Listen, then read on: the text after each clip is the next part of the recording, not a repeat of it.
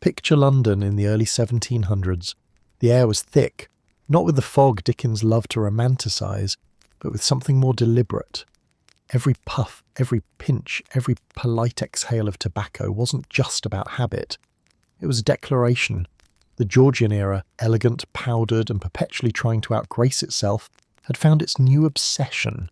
And that obsession came wrapped in leaves and arrogance. Tobacco didn't simply arrive in Britain. It sailed in with swagger. The leaf had travelled from the New World, passed through countless hands and a few unfortunate lungs, until it reached British shores. By the time it did, it wasn't just a commodity, it was a symbol. To light a pipe in Georgian London was to set fire to your aspirations, quite literally. Hello travellers, histories do not always need to be boring. You can rest here and listen to hilarious histories to drift off to sleep. Before we continue, leave a comment to let me know when and where you are listening to this, and hit the subscribe button, but only if you enjoy what I do here. Let's begin. The British Empire, still stretching its limbs like a giant after a long nap, saw in tobacco both profit and prestige. It was the kind of trade that smelled like money and moral justification all at once. The merchants claimed it was releasing the colonies. The clergy muttered about vanity and sin. And the nobility? They were too busy sneezing snuff off their lace cuffs to care. Tobacco entered drawing rooms the way gossip did. Quietly at first, then everywhere. The well-to-do man of the 18th century didn't just own tobacco, he embodied it. His pipe was carved ivory, his snuff box was gold, and his jacket carried the faint, expensive whiff of addiction. Even the language of tobacco became theatrical. One didn't smoke, one enjoyed a pipe, as though lungs had suddenly become social clubs. At sea, meanwhile, tobacco had become the sailor's best friend, and his worst enemy. The same leaf that made gentlemen look refined kept the lower decks docile. Sailors chewed it, smoked it, traded it, and probably used it to patch a sail or two. On every British ship bound for colonial waters, the hold carried more tobacco than mercy. It was payment, pastime, and punishment rolled into one. The government quickly realised something glorious. People would happily pay taxes for their own slow demise. Tobacco duties filled royal coffers faster than sermons filled pews. Ministers who frowned upon vice during the day counted tobacco revenues with glee at night. The empire's moral compass might have been slightly off, but its balance sheet was perfectly aligned. In London's coffee houses, the smoke was so thick you could barely find your wit, let alone your cup. Writers, politicians and philosophers, or anyone pretending to be one, gathered under a shared fog of ideas and nicotine. Tobacco gave every conversation a sense of gravity.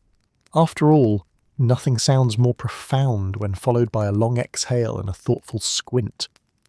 The Georgian age loved performance, and tobacco made every man an actor. Pipe in hand, ego aflame, audience optional. Then came the colonies, Virginia, Maryland, and the Caribbean and the Empire's great green lungs.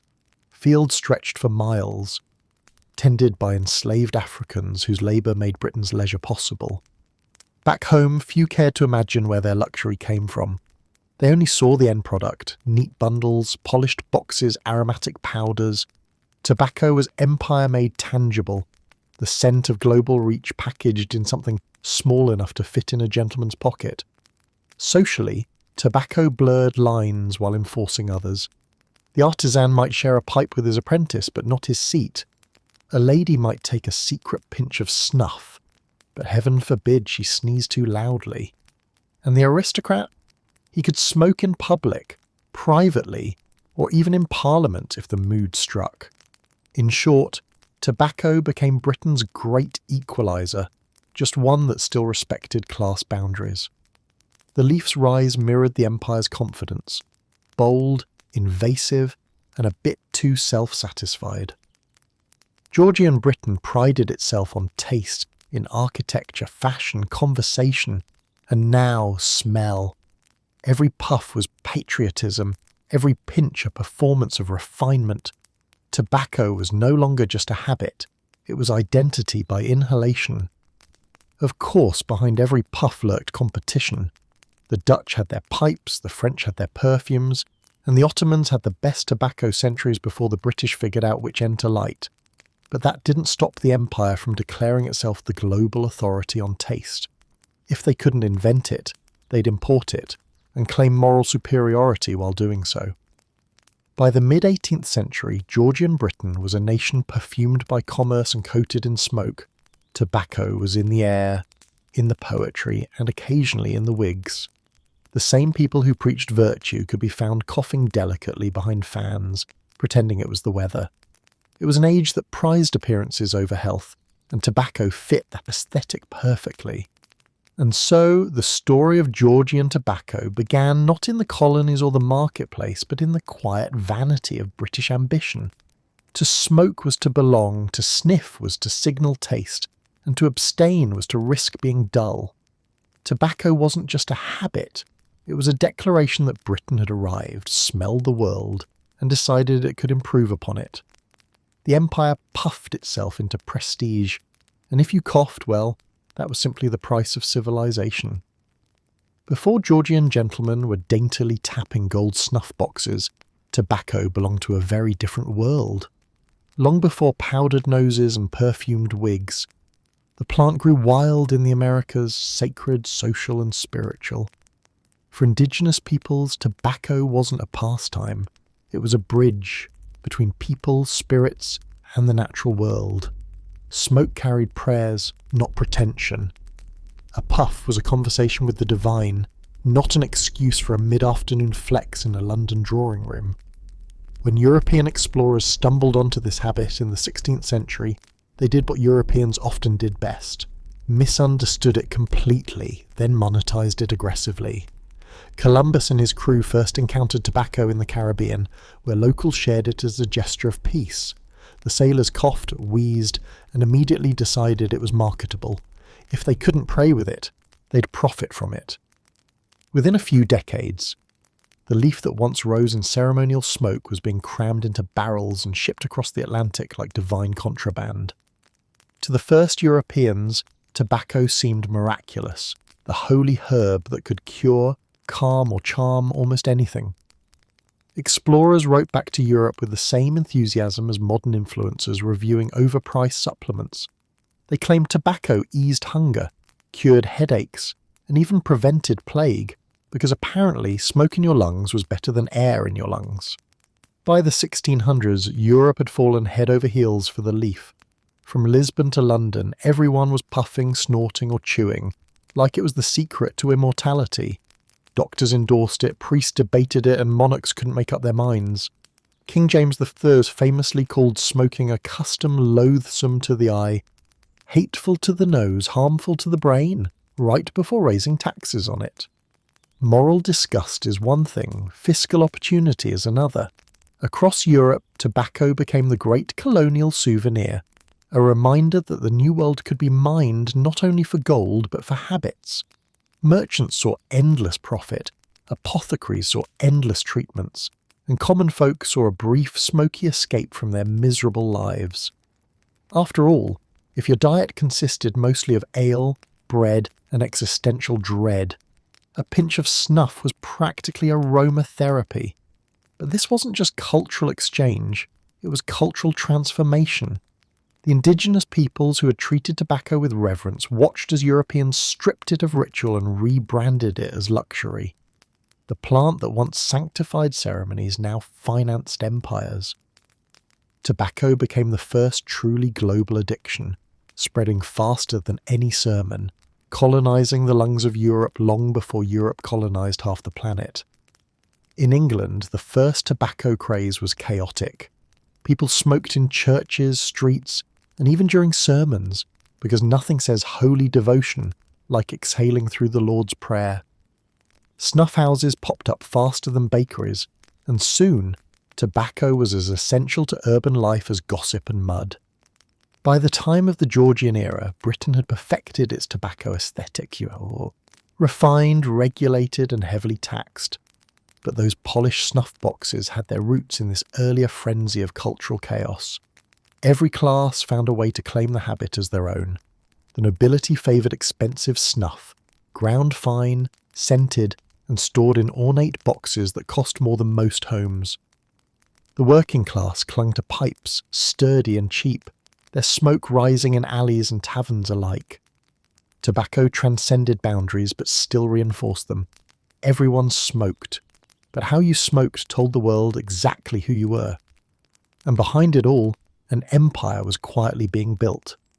The English colonies in Virginia and Maryland turned tobacco into gold, and the green gold of empire. Fields stretched endlessly, worked by enslaved Africans whose labour fed Europe's growing appetite. Ships carried barrels of tobacco back to London and returned with manufactured goods, and of course more chains. The transatlantic triangle of trade was born, greased by greed and scented faintly of smoke. The irony was sharp enough to light a pipe with. What began as a spiritual offering became the backbone of capitalism. Indigenous ritual had been converted into imperial revenue. In just a century, tobacco went from sacred to scandalous, from offering to addiction, from ceremony to commodity. It was Europe's first globalized vice, a cultural remix that left only smoke where meaning used to be. Tobacco also reshaped medicine and science. European physicians wrote entire treatises about its beneficial vapours. They suggested it could balance the humours, repel bad air, and even prevent death, which, of course, it couldn't. But in a world that still bled patients to make them feel better, setting a leaf on fire probably seemed cutting edge. Tobacco's popularity proved something enduring. Humanity will always prefer comfort over evidence. By the dawn of the 18th century, tobacco wasn't just a crop. It was a cultural export as potent as Christianity and cannon fire. The plant had achieved what few things could, uniting continents in shared delusion. Europeans had taken the soul out of the smoke and replaced it with fashion, profit, and a faint sense of superiority. And yet, as Georgian Britain prepared to perfect the ritual of refined snuff and gentlemanly smoke, the world had already changed. The pipes that once symbolised Indigenous connection now symbolised empire. The sacred leaf was now a ledger entry, a taxable addiction, and an olfactory announcement of civilization. The good news? Europe had found its favourite new habit. The bad news? It had learned nothing from where it came from. By the height of the Georgian era, tobacco wasn't just a substance, it was a social language. The way you consumed it said everything about you. Your class, your manners, your sense of superiority, and occasionally your lung capacity. It wasn't enough to simply enjoy tobacco. You had to perform it. Every puff, sniff, or chew was a small act of identity theatre, and everyone knew their role. Let's start with the pipe, the oldest and perhaps most democratic of the trio. Pipes were for thinkers, dreamers, craftsmen, and anyone who could afford a few idle minutes to stare moodily into space. Poets clung to them as props of profundity, philosophers as proof of patience, and working men because, well, they were cheap and sturdy. The Georgian pipe smoker fancied himself contemplative, even when he was just trying to hide the smell of the Thames. The pipe was a ritual in itself, the tamping, the lighting, the delicate puffing that made you look thoughtful even if you were pondering nothing more than dinner. In a world before Instagram, this was the original form of aesthetic brooding. The longer your pipe stem, the wiser you appeared, though practically it just meant your tobacco burned out before you finished your thought. London's taverns became temples of pipe smoke. There, artisans, clerks and scribblers gathered under a common haze that made everyone equally indistinct. You couldn't tell who was rich or poor once the air turned blue, and for a brief nicotine-laced moment, class melted away. Until the bill arrived, of course. Then reality cleared faster than the smoke. Across town, in drawing rooms scented with lavender and pretense, the snuff revolution was in full swing. Snuff was the thinking man's drug, or so the aristocracy claimed, mostly because it didn't stain their lace cuffs or make their wigs smell like chimneys. To the Georgian elite, smoking was for servants, but snuffing? That was elegant self-destruction. Snuff came in endless varieties, Spanish Scotch, perfumed, floral, even chocolate-infused. It was the tobacco equivalent of fine wine tasting, equal parts indulgence and performance. The process was everything. Tap the box, open with a flourish, take a delicate pinch and lift it to the nose like you were about to smell destiny. The goal was not just to inhale, but to do so artfully. Sneezing, of course, was an occupational hazard, and a poorly timed blast could turn a salon into a snow globe of powdered regret. The Georgian elite even developed a code of etiquette around snuff. One must never dig too greedily, unrefined, never share one's pinch, unsanitary, and never forget to offer your snuff box around, ungentlemanly.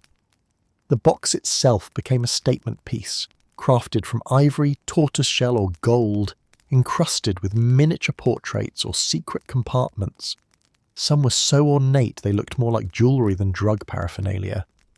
Others even played music when opened, because if you were going to ruin your nasal lining, you might as well have a soundtrack.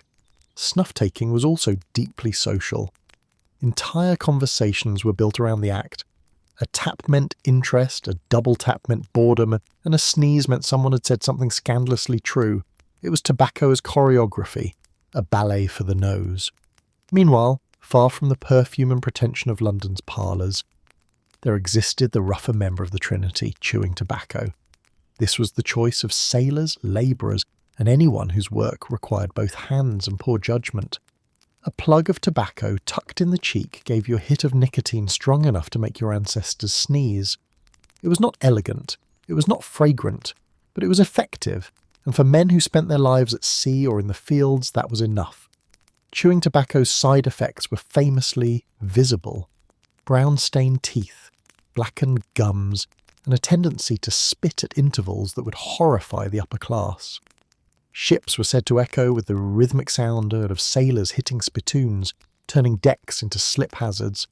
But to them, it was comfort, a small pleasure against the monotony of salt air, hard labour, and the vague hope of surviving scurvy, and each form of tobacco carved out its own geography. Pipes ruled the pubs, snuff dominated the parlours, and chewing reigned on the docks. Each came with its own rituals, tools, and unspoken rules, and heaven help the man who broke them. A noble caught with a pipe might as well have worn rags, and a sailor caught sniffing snuff would have been laughed back to port. There were even regional preferences. The Scots preferred stronger snuff that could wake the dead. The Irish leaned toward pipe smoke thick enough to hide in, and the English, ever fond of refinement, sniffed their way through the century like powdered dragons. Yet all three shared one truth. Tobacco wasn't just a habit, it was a passport. It placed you in a class, a mood, a rhythm. Whether you puffed, sniffed or chewed, you belonged to a vast fraternity of the addicted and the stylishly doomed. The Georgian age may have been obsessed with propriety, but when it came to tobacco, everyone was united in one universal principle. The next hit was always worth it. By the late 18th century, the holy trinity of tobacco had become so embedded in daily life that it needed no introduction. A pipe was wisdom, snuff was sophistication, and chewing was survival. Together, they formed a perfect triangle of vice, one that kept Britain's lungs busy, its merchants wealthy, and its moralists despairing. The good news, there was a tobacco for every occasion. The bad news, they all led to the same cough. By the time powdered tobacco, snuff, had reached its fashionable peak, it was no longer just a habit. It was a lifestyle accessory, a social ritual, and, most dangerously, a form of class warfare disguised as politeness. The Georgian nobility had turned nicotine into an art form, and their noses were the canvases. To the Georgian upper class, snuff was everything smoking wasn't. Discreet, delicate, and devastatingly expensive. Smoking was for those who needed warmth. Snuff was for those who needed attention. You didn't stink of smoke when you took snuff. You glimmered in perfume and powdered ambition. Tobacco had transcended its earthy origins and become the powdered perfume of the privileged.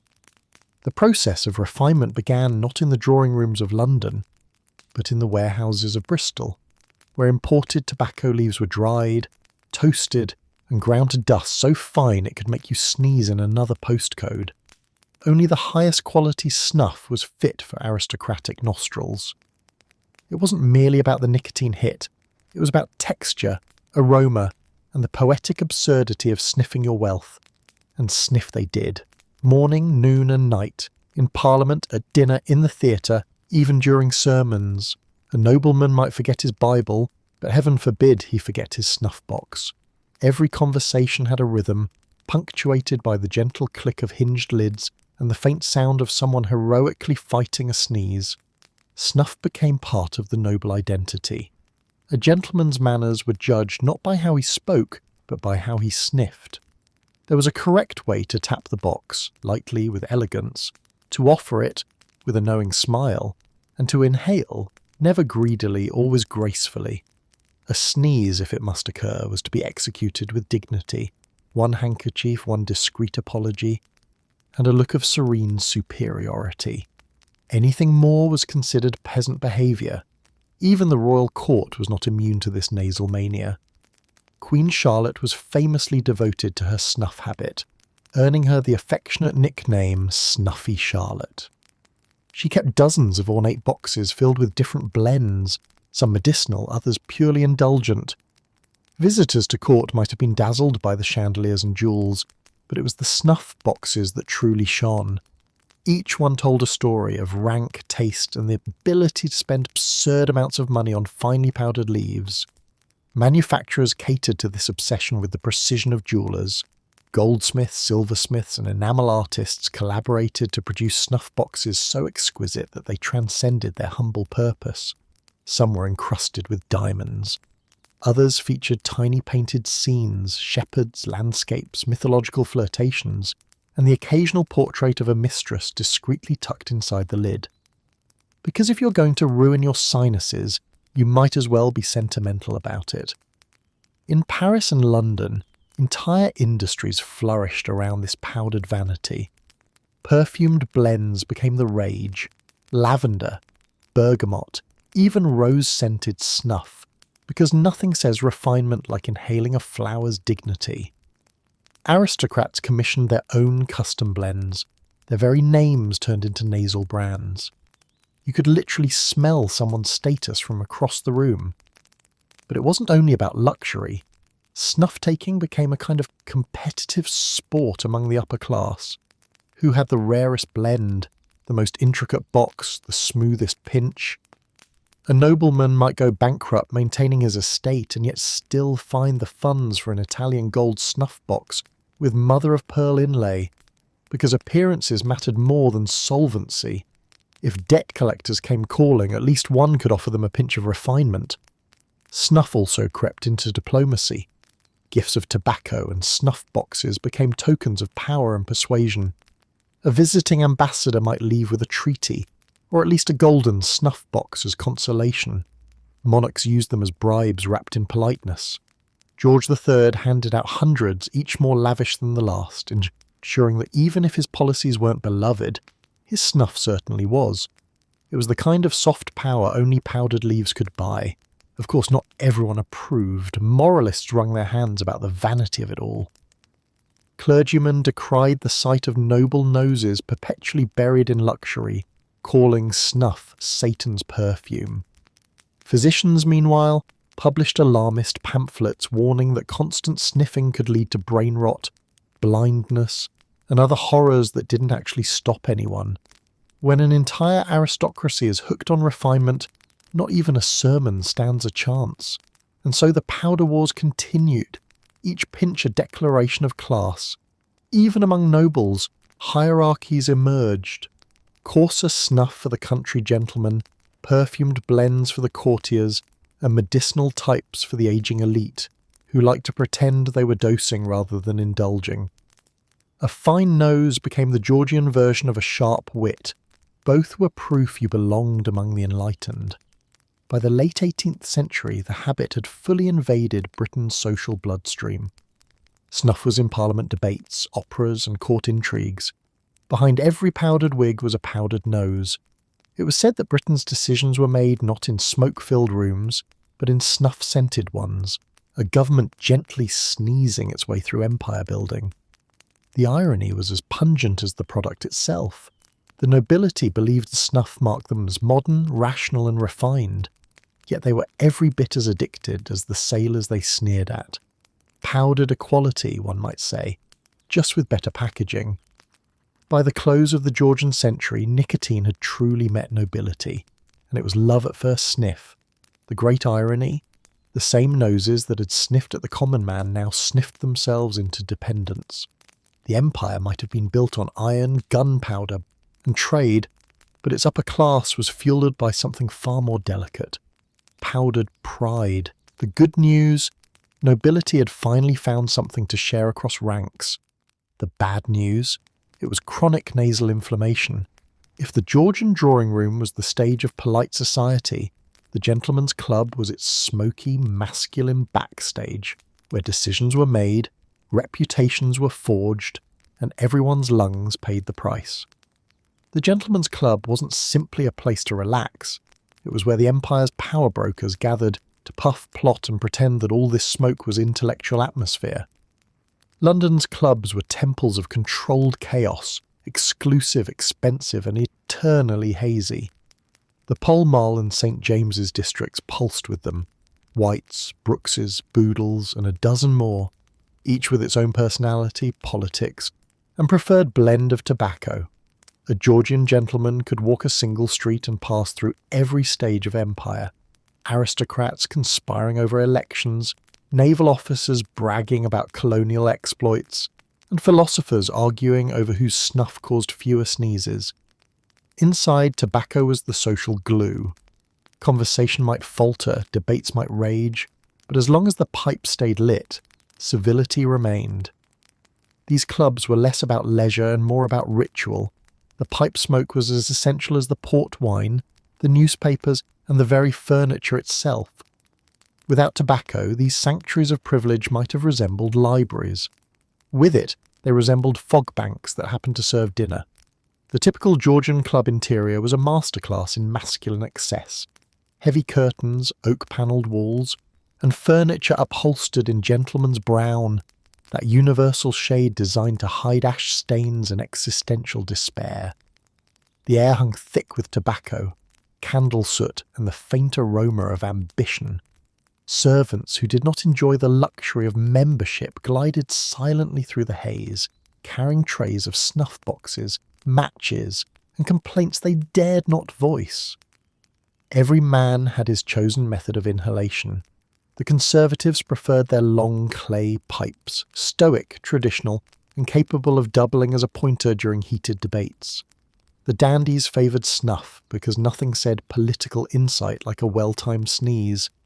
The gamblers and soldiers chewed because their nerves needed fortification and the carpets were already beyond salvation.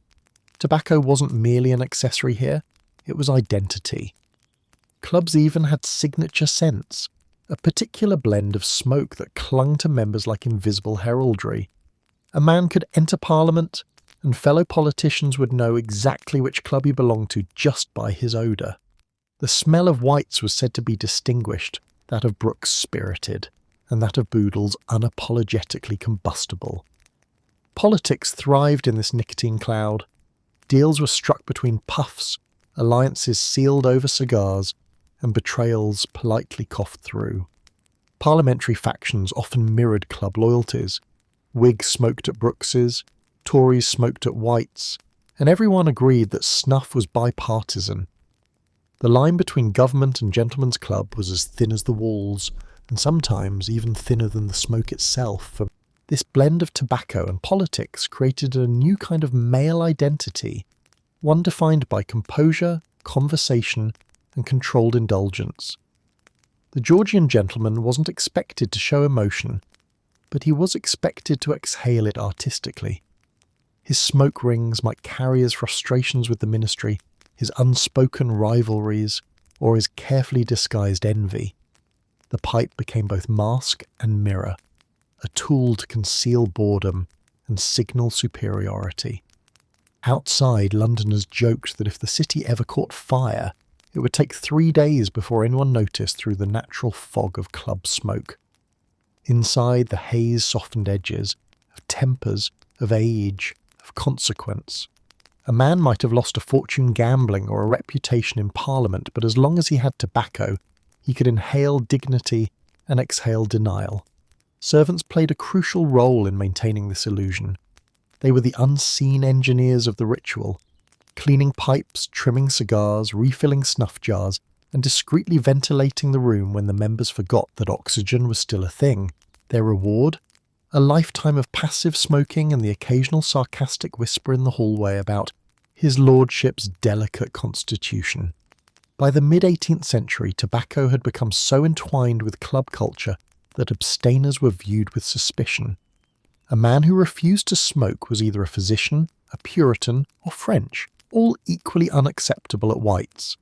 To reject tobacco was to reject camaraderie itself. No one trusted a man who didn't at least fake a cough of solidarity.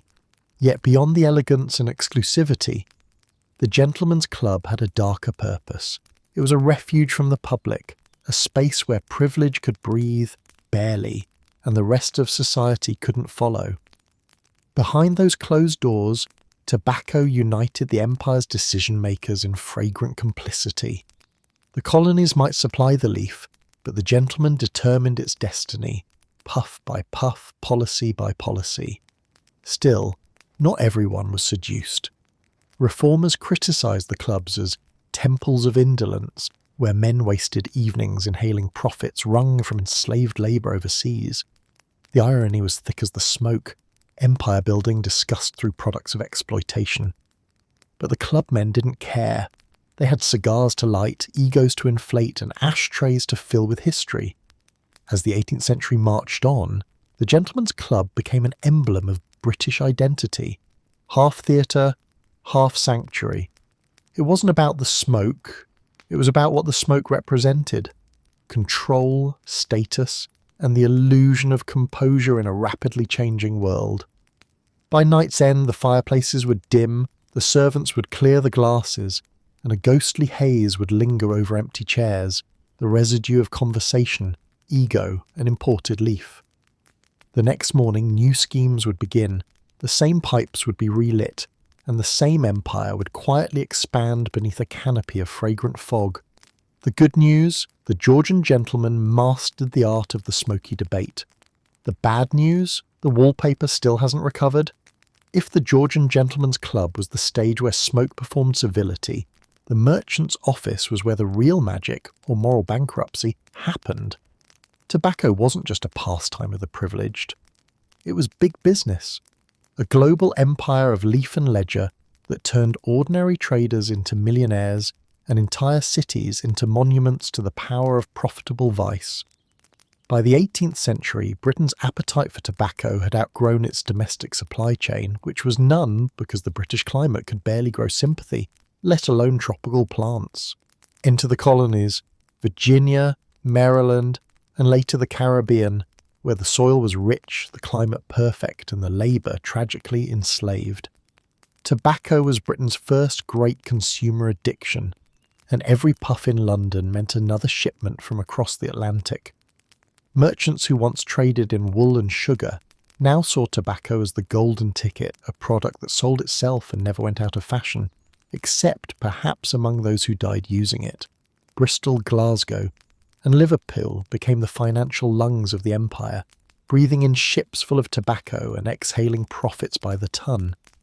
The tobacco trade made these cities rich, not buy a bigger house rich, but found a banking dynasty and have your name on a street forever rich. In Bristol, grand merchant families like the Smiths and the Pinneys built fortunes from the transatlantic triangle.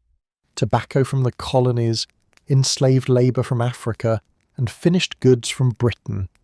Each transaction was recorded in elegant handwriting, never mind that behind every neat ledger line was a story of human misery.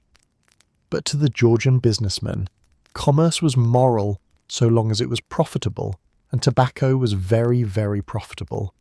Tobacco warehouses towered over the docks, their air thick with the sweet, earthy scent of empire.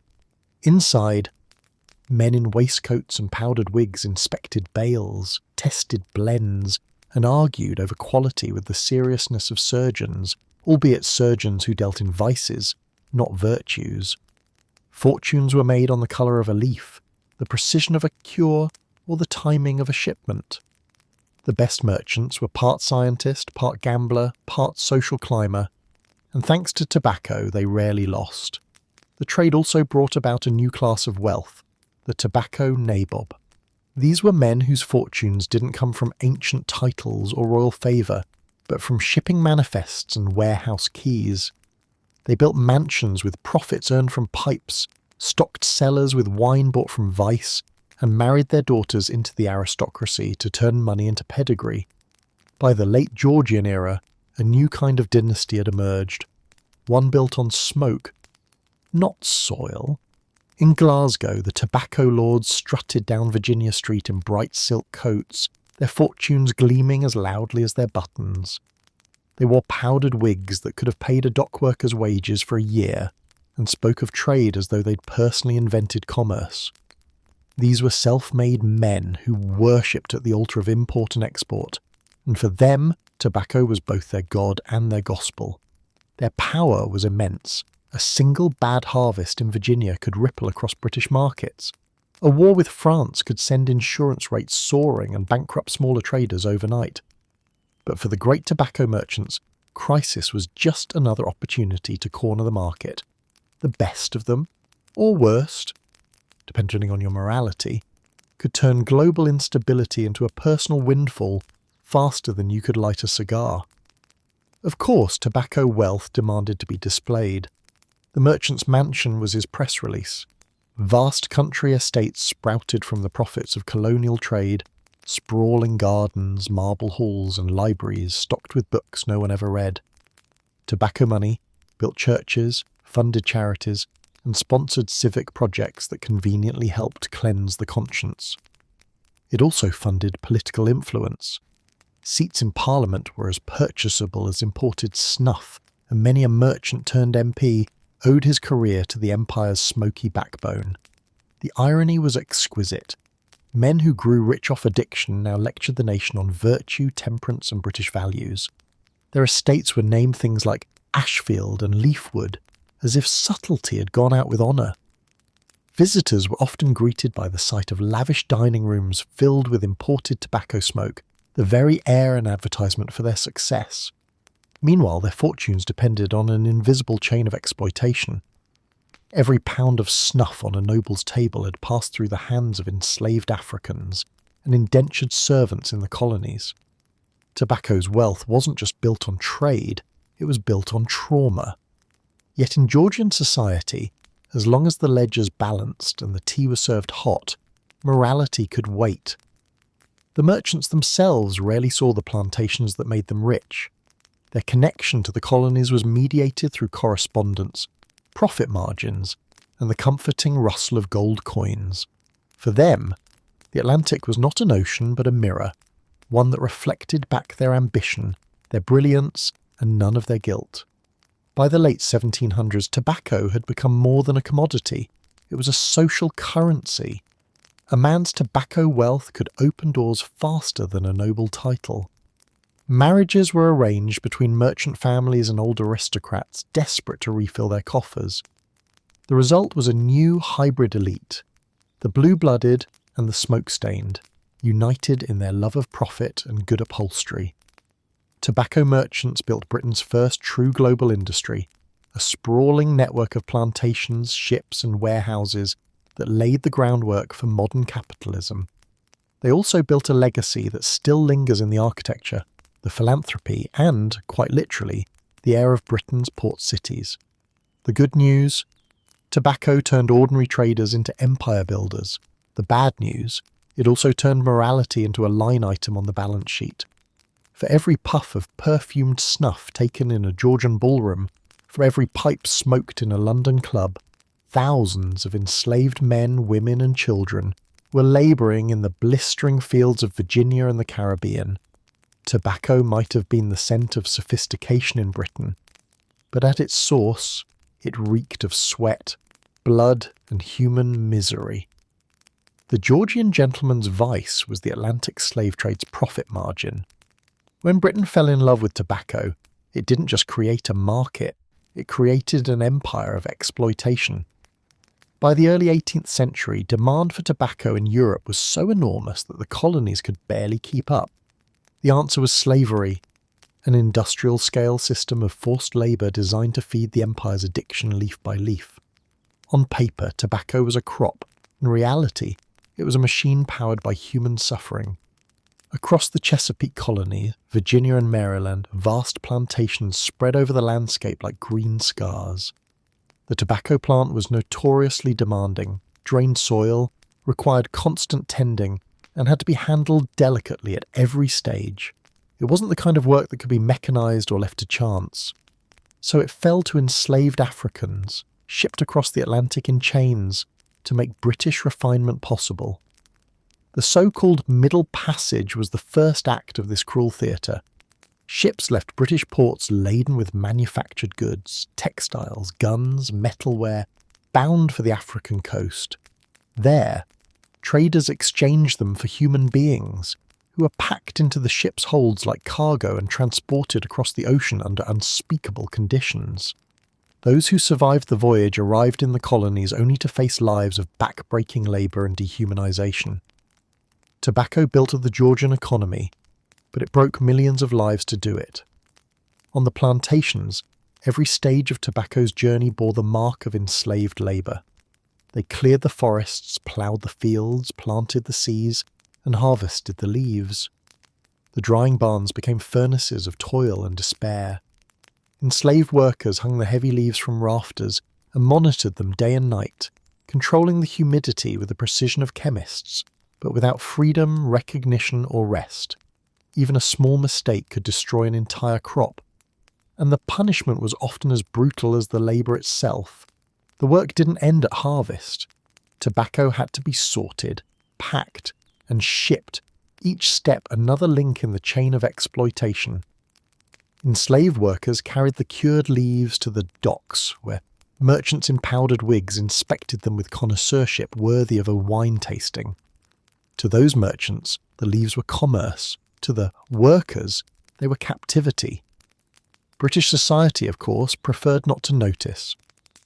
It was far easier to admire the golden glow of prosperity than to ask where the gold came from. Newspapers praised the booming trade. Economists marvelled at its profits.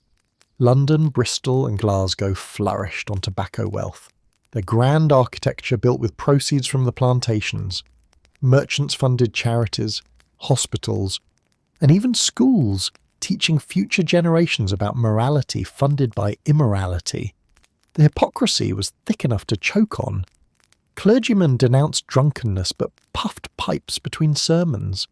Parliament debated freedom and liberty while sipping port paid for by the profits of human bondage. British high society was quick to condemn sin in all its forms, except the ones that paid dividends. Occasionally, uncomfortable truths leaked through the fog of self-congratulation. Travellers' accounts described the grim realities of colonial life. Abolitionists began circulating pamphlets depicting the brutality of the slave trade. But for most of Georgian Britain, the subject was best avoided. After all, questioning the ethics of tobacco was like questioning the weather. Pointless, uncomfortable, and liable to ruin the evening's snuff. Even the language of commerce concealed cruelty. The word cargo replaced people. Ledgers listed human beings alongside barrels of tobacco and crates of rum, as if all three were of equal value. When ships sank or diseases swept through plantations, losses were recorded not in lives, but in pounds sterling. It was an economy that erased humanity by accounting for it too efficiently. Yet the empire's dependence on enslaved labour was undeniable. Tobacco profits propped up the British economy, funded wars, and filled the coffers of the state. The taxes on imported tobacco alone contributed millions to the crown, blood money disguised as revenue. Every gentleman's pinch of snuff or puff of smoke was, in some small way, an act of economic participation in the Atlantic slave system. And while Britain eventually prided itself on abolishing the slave trade in 1807, it did so only after centuries of profiting from it. Even then, the compensation went not to the enslaved, but to their owners, a final insult neatly wrapped in moral reform. The empire congratulated itself on ending slavery, while continuing to enjoy the fruits of its labour for generations. In a grim way, tobacco was the perfect metaphor for the Georgian conscience, beautiful on the surface, rotten underneath. The same society that worshipped reason and progress also built its luxuries on bondage. The fine snuff of London's elites was the powdered residue of human lives crushed into dust. By the close of the 18th century, the profits of the tobacco-save nexus were woven into every fibre of British society. Tobacco merchants became lords. Plantations became estates. Human suffering became invisible infrastructure. It was the empire's quiet shame, and one so omnipresent it became background noise, like the hum of conversation in a club or the curl of smoke in a drawing room. The good news, Britain's economy flourished on tobacco. The bad news, so did its guilt. And while the Georgian gentleman raised his snuff box in toaster refinement somewhere across the ocean, another pair of hands worked the soil that kept his illusion alive. A grim exchange of life for leisure, of breath for smoke, of humanity for habit. In the smoky social theatre of Georgian Britain, tobacco was supposed to be a man's domain, a sign of intellect, virility, and, of course, the ability to ruin upholstery without apology. Women, on the other hand, were meant to smell of roses, not roasted leaf. But try telling that to a duchess bored at her vanity, or a lady trapped through another 3-hour dinner conversation about parliamentary tariffs. Eventually, temptation sneezed its way into the drawing room. At first, the sight of a woman taking snuff was enough to send moralists into hysterics. How scandalous!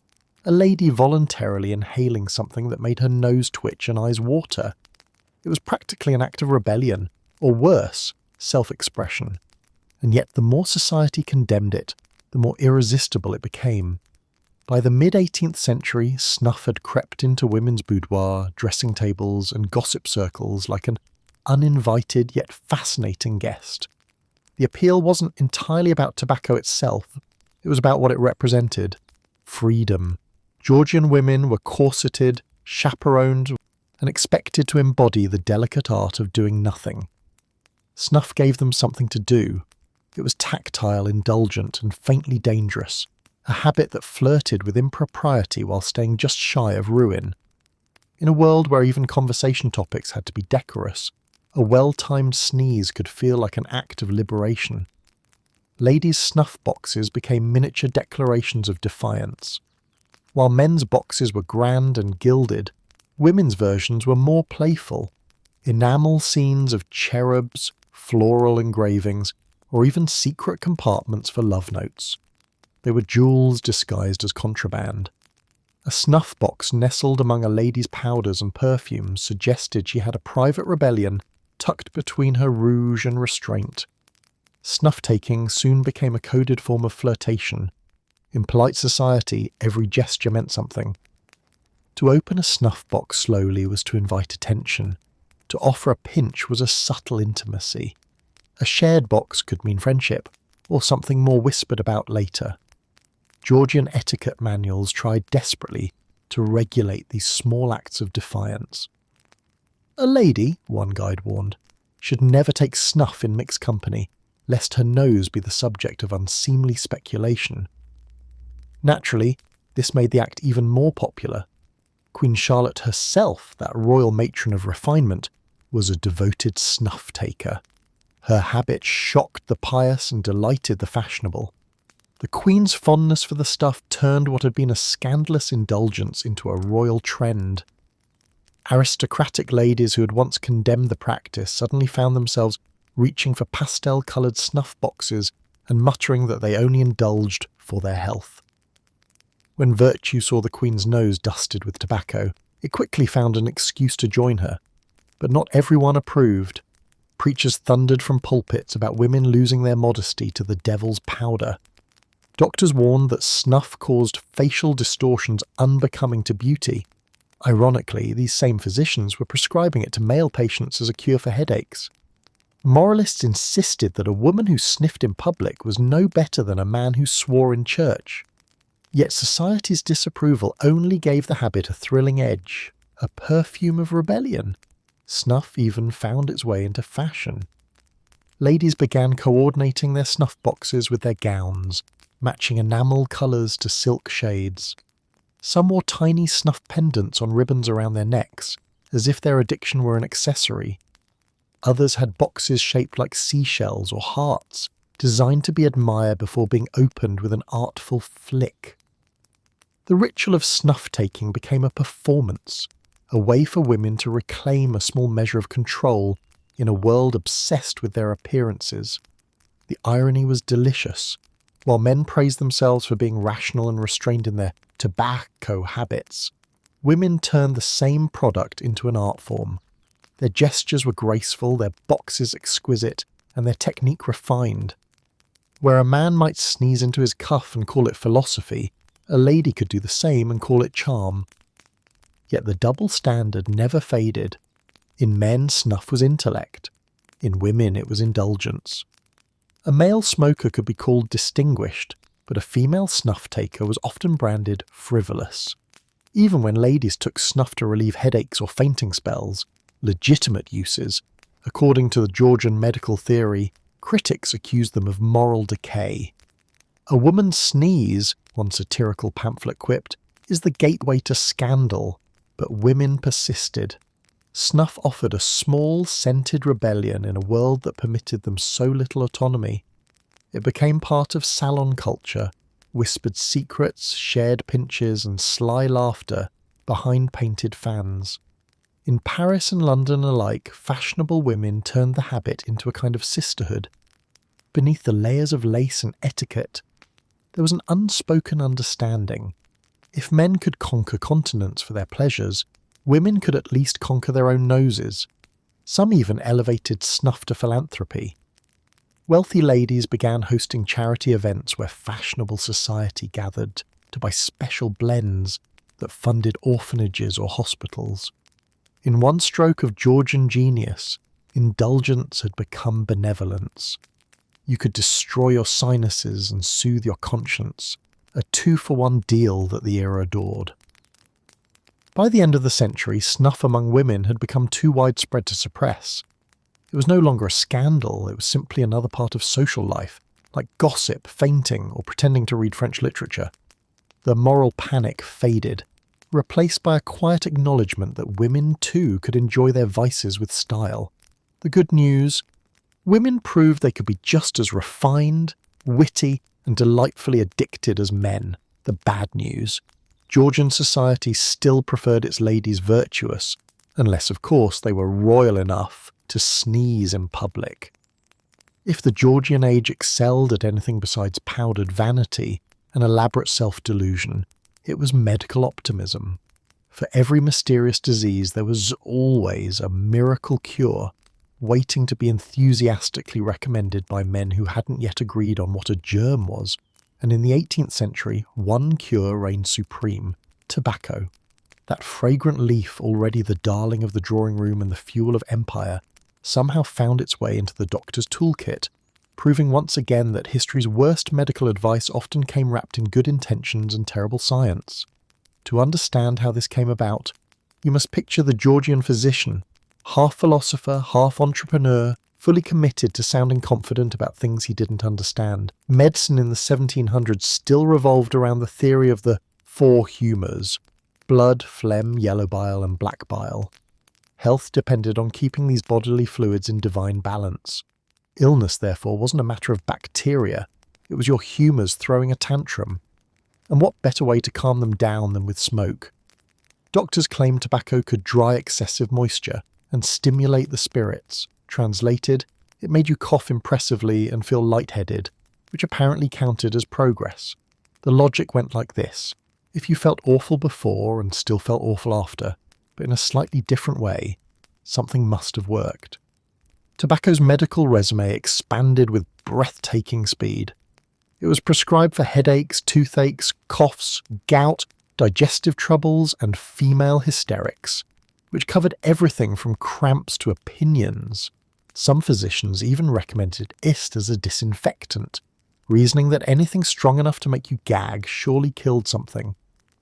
By the early 1700s, apothecaries were selling tobacco preparations in every imaginable form. You could smoke it for your lungs, chew it for your stomach, or snort it for your nerves. There were tobacco ointments for wounds, infusions for colds, and poultices for bites. And if that wasn't enough, one particularly creative soul invented the tobacco enema. Yes, the Georgian medical world found a way to weaponize the world's worst idea, blowing smoke literally where the sun doesn't shine. The tobacco smoke enema became the period's most bizarre medical fad. Special bellows and tubes were developed to deliver warm tobacco smoke into a patient's rectum to stimulate respiration. The Royal Humane Society even issued kits to riverside rescue stations to revive drowning victims this way. Picture it: a well-meaning Londoner pulling a body from the Thames, lighting a pipe, and declaring, "Don't worry, I know exactly what to do." The method was abandoned only after someone realised it didn't work, and probably should never have. Despite these missteps, doctors continued to defend tobacco with zeal. Pamphlets circulated with titles like The Virtues of Tobacco and a treatise on the divine herb Nicotiana, which read like half medical literature, half love letter. The authors described tobacco as the sovereign of restoratives and a balm to the melancholic mind. It was as if the empire's physicians had collectively decided that smoke was cheaper than sincerity. This medical enthusiasm spread to the educated classes. Patients were eager to believe that something so fashionable could also be healthy. Why endure foul-tasting tonics or leech therapy when one could simply light a pipe and call it preventative care? In a world where mercury was still considered a medicine, tobacco probably seemed downright gentle. Some doctors even marketed it as a weight loss aid, claiming that nicotine suppressed appetite. This was technically true, though it's hard to enjoy your figure when you're coughing up half your lungs. Others insisted it calmed the nerves, which it did, assuming your nerves were soothed by the mild oxygen deprivation. The irony was that even as medical men praised tobacco's beneficial vapours, they were simultaneously diagnosing new diseases caused by it. Chronic coughs, heart palpitations, and tobacco tremors were noted in journals, yet blamed on excessive use, never the substance itself. The Georgian physician was a master of circular reasoning. If tobacco made you ill, it was because you hadn't taken enough of it medicinally. Meanwhile, the apothecaries, ever the opportunists, cashed in on the craze. Their shop windows glittered with ornate snuff bottles and handwritten labels boasting, "freshly ground for health." They sold snuff for nerves, snuff for melancholy, even snuff for intellectual vigour. In truth, all three were probably the same blend with different handwriting. Even in hospitals, tobacco found its niche. Surgeons used it to disinfect instruments and wounds, which, given Georgian hygiene standards, was an improvement over hope and linen. It was also used as a form of anaesthesia for minor operations. Patients were encouraged to inhale deeply before having a tooth pulled or an abscess drained. The results were predictable. The pain didn't stop, but at least the room looked prettier through the haze. Not everyone was fooled, of course.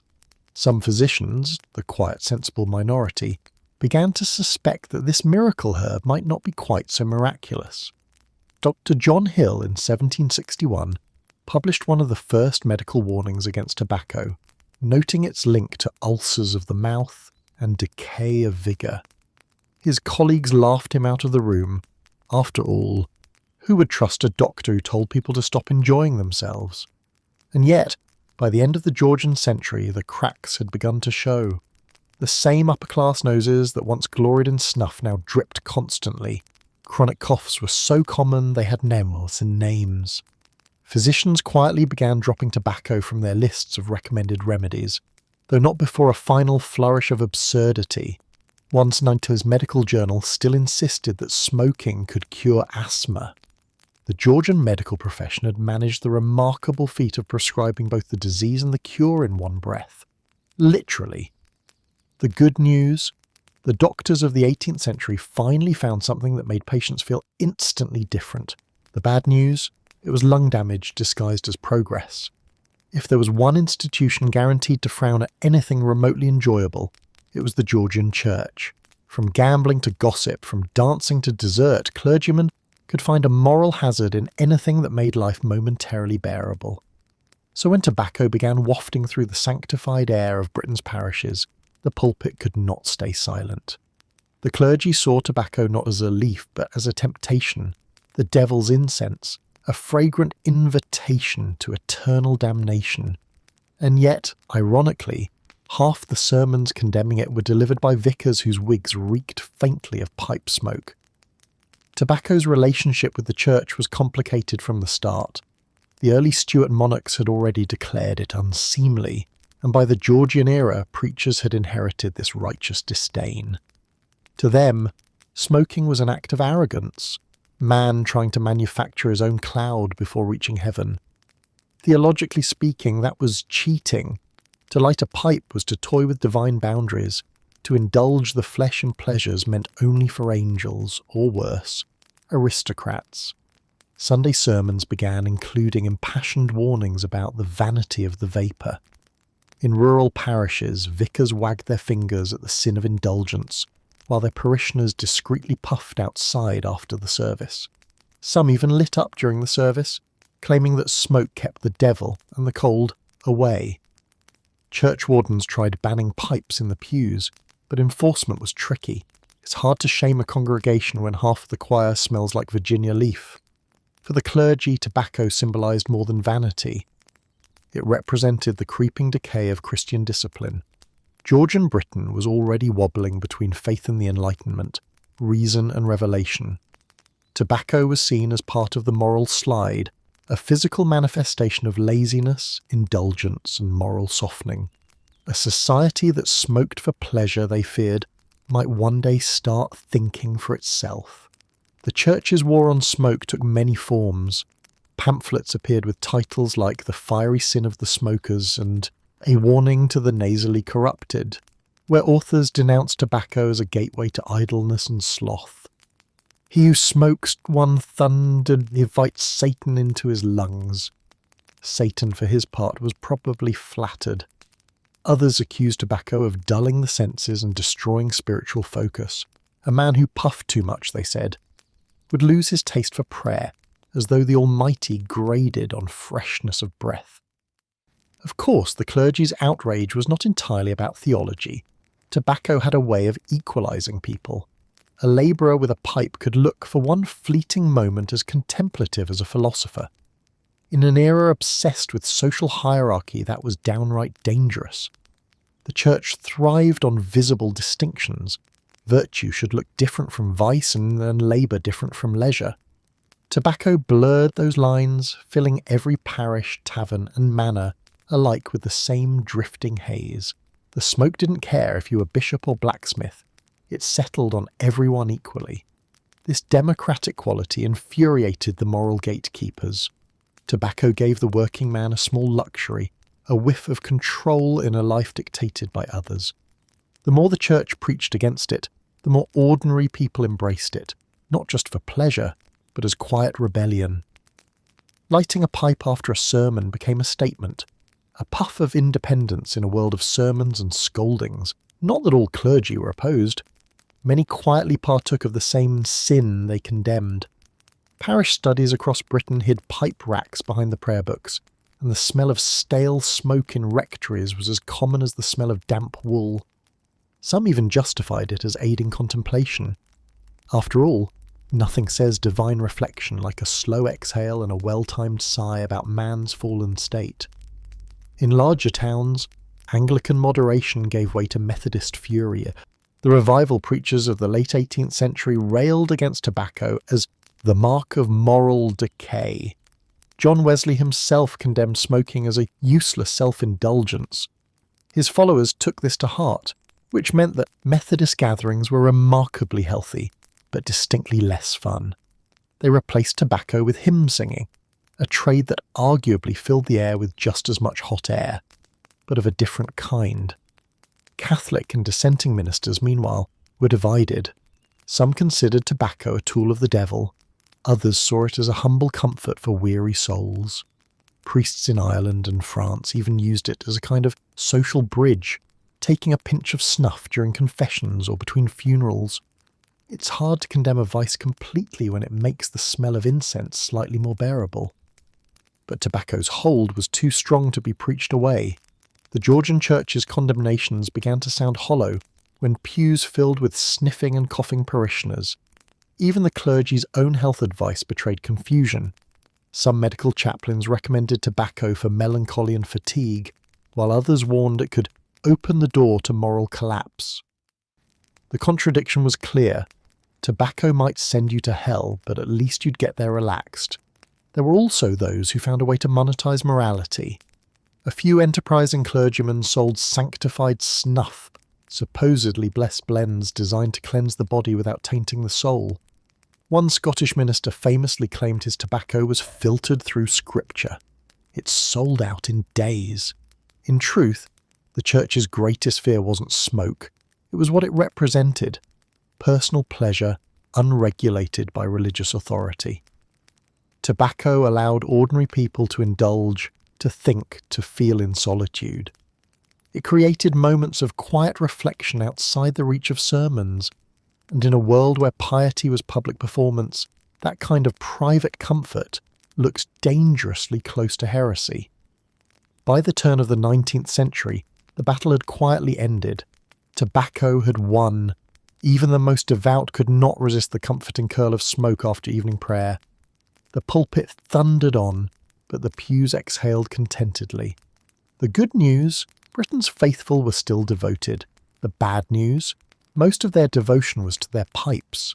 If the gentleman's club was the polished stage of Georgian society, the tavern was its noisy understudy, less refined, more alive, and infinitely more fun. Here, in the smoky glow of lanterns and laughter, tobacco found its true audience: the working man, the traveller, the poet too broke for a club membership. The Georgian tavern was not just a place to drink, it was a microcosm of Britain itself, loud, contradictory, and permanently under a cloud of its own making. Step through the door and the first thing that hits you isn't conversation, it's the air, thick, fragrant, and entirely visible. The smell of ale, pipe smoke, roasted meat, and humanity in varying stages of cheer hung like a second ceiling. The tavern was democracy by smoke density. The richer the haze, the better the night. Men greeted one another through the fog like sailors spotting shapes in a storm, by voice first, face later. Tobacco made the tavern what it was: social glue, conversational lubricant, and cheap entertainment all rolled into one. Pipes clinked against mugs, smoke curled around candlelight, and laughter punctuated the coughing fits. Every class below nobility found common ground here. Artisans, apprentices, merchants, sailors, and even the occasional poet down on his luck crowded the benches. Titles and pedigrees didn't matter when you all coughed the same. Taverns were also the beating heart of Georgian news circulation. Before newspapers reached every home, the pub was the press room of the people. Stories, rumours, and scandals travelled faster through smoke than through ink. A man might enter with a secret and leave to find it discussed 3 tables over. Tobacco seemed to loosen not only tongues but discretion. By the 3rd pipe and the 4th pint, even the shyest fellow could be persuaded to share government secrets, or at least exaggerate them dramatically. Some taverns even cultivated reputations for their smoke. The more fashionable establishments imported Virginian leaf for their patrons, while the seedier ones relied on blends so harsh they could strip wallpaper. It didn't matter. The ritual was the same: tamp the bowl, light the match, inhale deeply, and exhale your troubles into the shared oblivion. The tavern's haze was both shield and stage, anonymity and community wrapped in one rolling cloud. The tavern keeper, part ringmaster and part referee, understood tobacco's magic. Pipes and tobacco were kept behind the bar beside the ale kegs, ready to be sold by the ounce or shared among friends. A tavern without a tobacco was as unthinkable as one without beer. Some even rented pipes for a penny, a horrifying thought to modern hygiene, but apparently germs were less frightening than an empty mouth. The communal pipe was the great equalizer. The same mouthpiece might serve a shoemaker, a soldier, and a judge in one evening. Beyond the social chatter, the tavern fog hid a surprisingly creative world. Many a Georgian ballad, pamphlet, or radical idea was born under its rolling clouds. Writers like Tobias Smollett and Samuel Johnson were known to frequent smoky rooms, scribbling insights on napkins while dodging flying ash. Tobacco gave them something alcohol could not: a rhythm, a pause, a moment of clarity between chaos. In those smoky corners, revolution and poetry sometimes shared the same table. Of course, not everyone celebrated the tavern haze. Moral reformers called these establishments dens of corruption, where smoke masked sin and drunkenness. The upper classes derided them as factories of vulgarity, yet half their sons visited anyway. Even the authorities worried. Fires were a constant threat. One careless spark from a pipe could turn a pub into a bonfire. Many cities issued ordinances banning indoor smoking, ordinances that were ignored with admirable consistency. Still, tobacco was more than vice. It was community. The shared act of smoking created unspoken fellowship. A man might enter a tavern a stranger and leave with 3 new friends and a cough. Passing a light or offering a pinch of snuff was a small act of trust, the Georgian equivalent of a handshake. In a society obsessed with manners and class, the tavern fog was one of the few spaces where conversation could flow freely, unpolished, honest, and occasionally incomprehensible. Even women appeared in the tavern smoke, though cautiously. Female tavern keepers, known as hostesses or landladies, ran some of London's most famous establishments. They tolerated no nonsense, ensured bills were paid, and could out-argue a drunk without raising their voice. A few bold women even joined in the smoke themselves, scandalising moralists and delighting patrons. In their world, reputation was measured not by virtue, but by volume, of trade, not of voice. As night deepened, the tavern fog thickened near mythic proportions. Candlelight blurred, shadows danced, and the sound of pipes being knocked against tables filled the air like a rhythmic heartbeat. Strangers toasted kings, cursed landlords, sang bawdy songs, and occasionally fought over whose smoke ring was more impressive. Outside, London Pound's streets were cold and dark. Inside, the air was warm, thick, and absolutely terrible for your lungs, but perfect for your spirit. By the early hours, the tobacco haze mingled with the dawn mist seeping through cracks in the door. Patrons staggered home, eyes watering, coats perfumed in ash and ale. The tavern keeper swept the floor, emptying mugs and extinguishing embers, preparing for the next evening when the fog would rise again. In a world divided by class, belief, and empire, the tavern was the great smoky equalizer. You could find the pulse of the nation there, beating through laughter, argument, and the constant hiss of burning leaf. The good news: everyone belonged somewhere in that haze. The bad news: no one could see exactly where. To the Georgian man, smoking wasn't merely a pastime, it was choreography. Every puff, tap, and relight was part of a performance that combined elegance, precision, and a faint whiff of danger. Lighting a pipe wasn't something one did, it was something one executed, like fencing or dancing. It required timing, flair, and a complete disregard for personal safety. In an age obsessed with manners and appearances, the act of smoking became an extension of self-expression. The Georgian gentleman didn't just smoke, he curated his smoke. There was technique to it, rhythm to it, and more than a little ego involved. A man's style of puffing could reveal everything about him: his temperament, his education, his level of pretension, and sometimes his lung capacity. Lighting the pipe was the first test. No self-respecting smoker struck flint and tinder like a peasant starting a campfire. The art required finesse, the careful striking of steel against stone, a whisper of ember on twisted paper or spill, and the delicate touch of flame to bowl. Done correctly, it produced admiration. Done poorly, it produced blisters. Watching a skilled smoker at work was like witnessing a small act of controlled sorcery. Sparks glowed, smoke rose, and conversation politely paused to admire the spectacle. Once lit, the pipe demanded constant attention. It was less an accessory and more a living creature, temperamental, unpredictable, and always on the verge of going out. Maintaining an even burn required patience and philosophy in equal measure. The Georgian smoker learned to tamp the ash with the same grace others reserved for bowing.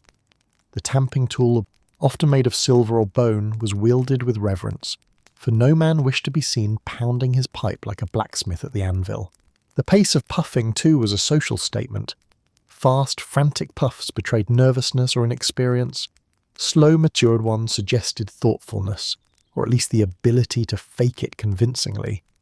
Many a Georgian thinker owed his reputation for depth to a well-timed pause mid-conversation, pipe in hand, eyes narrowed through the haze of contemplation. The audience never knew if he was pondering philosophy or just trying to keep the thing lit.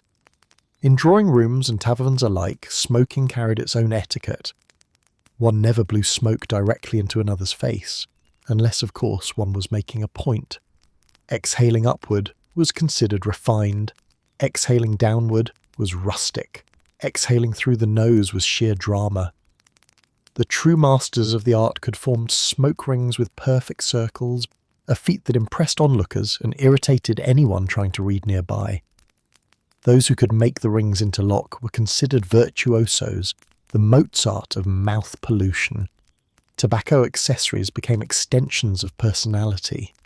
Pipes came in endless variations, long clay stems for the philosophers, short stubby ones for the pragmatists, carved meerschaums for the romantics, and absurdly ornate ones for anyone compensating for something.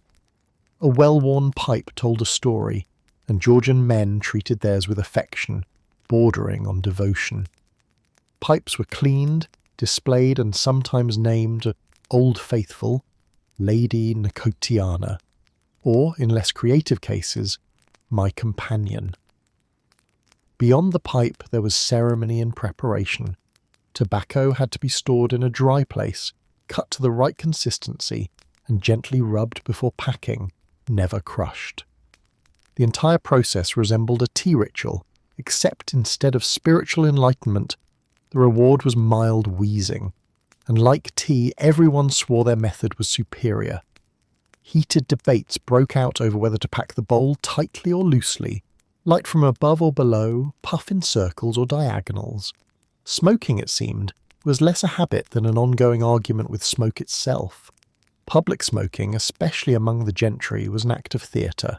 In parks, promenades and pleasure gardens, men displayed their smoking finesse as others displayed their fashion. A well-dressed man with a glowing pipe was as much a spectacle as a lady in a silk gown. Some gentlemen even carried small pocket mirrors to ensure they exhaled at their most flattering angle. Smoking became not just something one did, but something one was seen doing. Yet, in quieter moments, the art of the puff took on an almost meditative quality. Alone in study or garden, the smoker communed with his thoughts, the rhythmic draw and release echoing the tick of a clock or the beating of a heart. The pipe became both tool and companion, a silent confidant that listened, if only because it couldn't disagree. Many a Georgian diary begins with lofty reflections likely born not from inspiration, but from nicotine-induced calm. Still, the ritual wasn't without hazards. Fire was a constant risk. Accidents were common, scorched cuffs, singed wigs, and the occasional small inferno blamed on an uncooperative ember. One London diarist recorded an entire dinner party derailed when a guest's powdered wig caught alight during a discussion on theology. It was extinguished with punch, and the evening reportedly improved thereafter. Women, too, occasionally joined this smoky art, though their participation was often scandalous. Some fashionable widows took up pipes as symbols of independence, shocking polite company with their confidence. Their technique was often better than the men's, which only made it worse. One moralist lamented that a lady with a pipe conquers both modesty and moisture. Naturally, this made it even more fashionable. By the end of the Georgian era, smoking had evolved into a full-blown social language. To light a pipe was to declare your mood. To share tobacco was to signal trust. The ritual itself, from spark to sigh, embodied the Georgian spirit. Refined, performative and faintly absurd.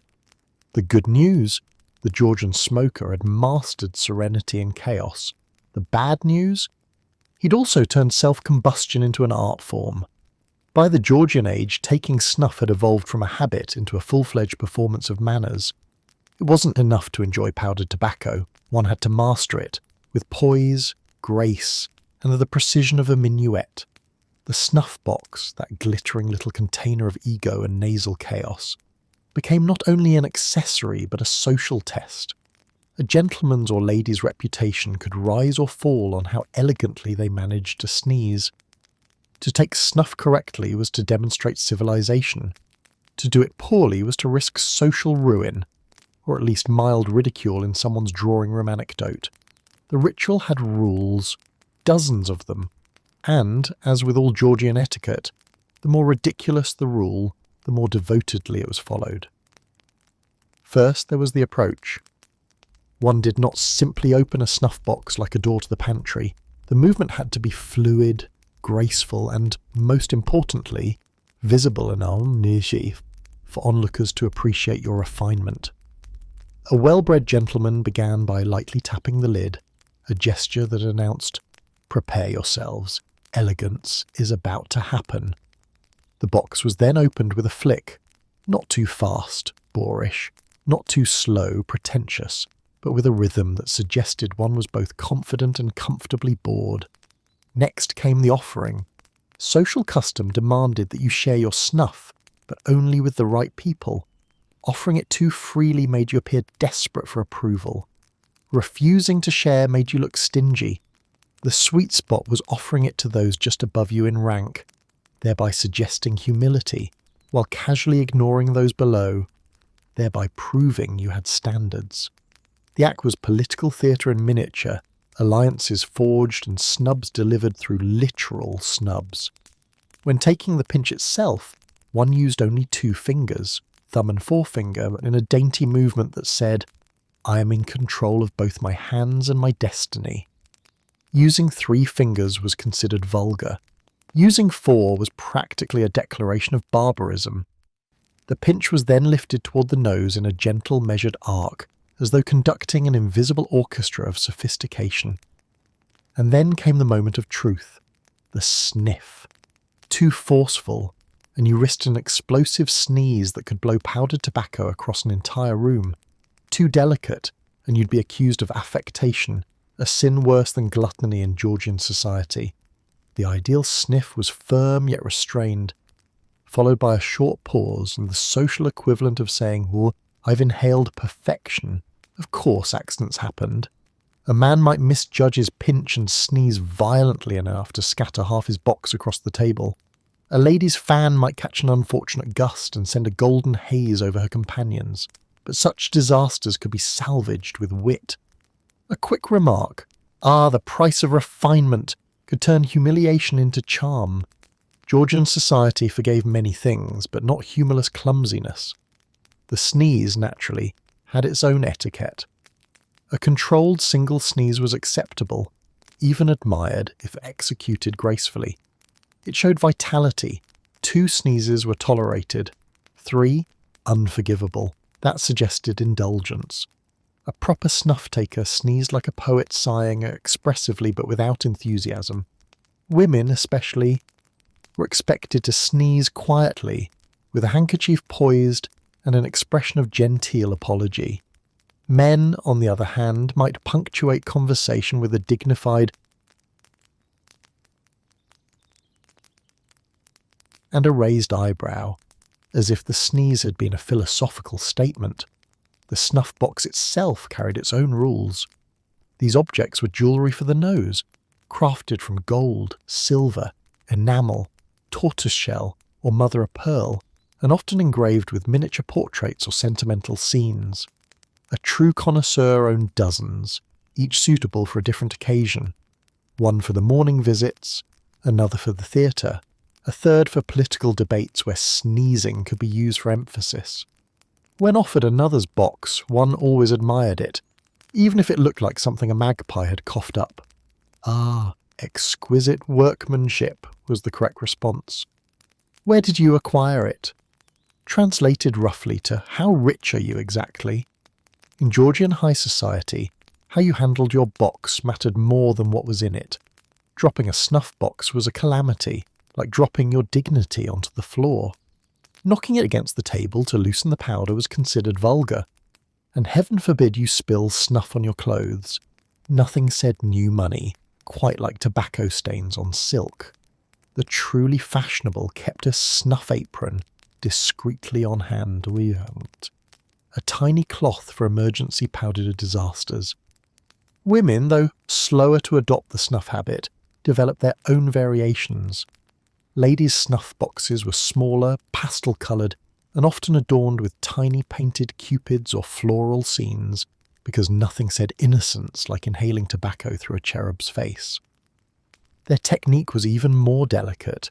They were expected to take the faintest pinch and to manage any sneezes with angelic restraint. Rumour had it that a duchess who could sneeze without disturbing her curls could win hearts instantly. Among men, the act became competitive. A gentleman's snuff style could make or break his reputation in elite circles. There were endless debates about blends, Spanish versus Scotch, dry versus moist, but the real prestige came from presentation. How smoothly did you open the box? How effortlessly did you pinch? How theatrically could you sneeze without looking ridiculous? These were the metrics of true refinement. Some men even practiced in mirrors. There were, of course, social pitfalls. Taking snuff during dinner was considered gauche, unless one was French, in which case it was continental. Using another person's snuff box without asking was practically theft. And offering snuff to someone who didn't partake was akin to inviting a vegetarian to a hog roast. One simply didn't. By the late 18th century, the etiquette of snuff had become so elaborate that it rivaled the complexity of dance or courtship. Entire pamphlets were written on the subject, including The Gentle Nose, or Instructions for the Polite Use of Snuff. Satirists mocked it mercilessly, portraying nobles as slaves to the pinch, unable to hold a thought without first consulting their nostrils. Yet for all the mockery, the ritual endured. Because in the end, snuff-taking wasn't about tobacco at all. It was about grace under pressure, literally, and in a world obsessed with appearances. The art of the refined sneeze offered a perfect metaphor for Georgian life. Control the chaos, make it elegant, and if it all goes wrong, pretend it was deliberate. The good news? A gentleman could win respect with nothing more than a pinch of powder. The bad news? He could lose it all with one ill-timed achoo. In Georgian Britain, influence had a scent, and it wasn't honesty. It was tobacco. Powdered, perfumed, and passed hand-to-hand, snuff became not just a habit, but a currency. The smoky lubricant of social climbing, diplomacy, and political intrigue. Forget handshakes and contracts. The true deals of the 18th century were sealed with gold boxes and polite sneezes. The Georgian elite had turned gifting into an Olympic sport. Presents weren't acts of generosity, they were instruments of power, and few gifts carried as much unspoken meaning as a snuff box. It was small enough to fit in a pocket, precious enough to impress, and useful enough to disguise bribery as charm. Why hand someone money when you could hand them elegance? After all, nothing says, "Trust me," like a container designed to make people inhale something suspicious. At court, snuff boxes were social currency with hinges. A monarch's favour could be measured in gold and enamel. George III and his predecessors distributed them like campaign flyers, each more ornate than the last. Ministers, ambassadors, and visiting dignitaries all received boxes studded with diamonds, embossed with royal monograms, or painted with flattering portraits of the giver. Some recipients pretended gratitude. Others discreetly sold their royal favour the next week to a jeweller on Bond Street. The practice blurred the line between gift and bribe so thoroughly that it became a running joke. A Georgian wit once remarked, "A man with too many snuff boxes is either a statesman or a liar." It was hard to tell where generosity ended and corruption began, and harder still to find anyone who cared. A snuff box wasn't just a container, it was a whisper in gold. Diplomats, naturally, made an art of it. Tobacco became the unofficial language of European negotiation. When words failed, gifts spoke. A well-timed snuff box could smooth over insults, forge alliances, or quietly purchase silence. The French sent boxes crusted in jewels, the Prussians preferred practical silver. The Russians, never once for understatement, presented miniature treasure chests that could fund a small war. Britain, proud of its measured restraint, opted for enamel portraits and the occasional discreet diamond border, subtlety being in their minds the classiest form of excess. Ambassadors even carried spare snuff boxes for emergencies, much like modern politicians carry talking points.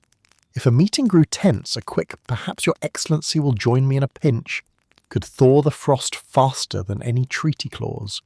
Sharing snuff created a brief illusion of friendship, a mutual sneeze of understanding before everyone went back to plotting naval dominance.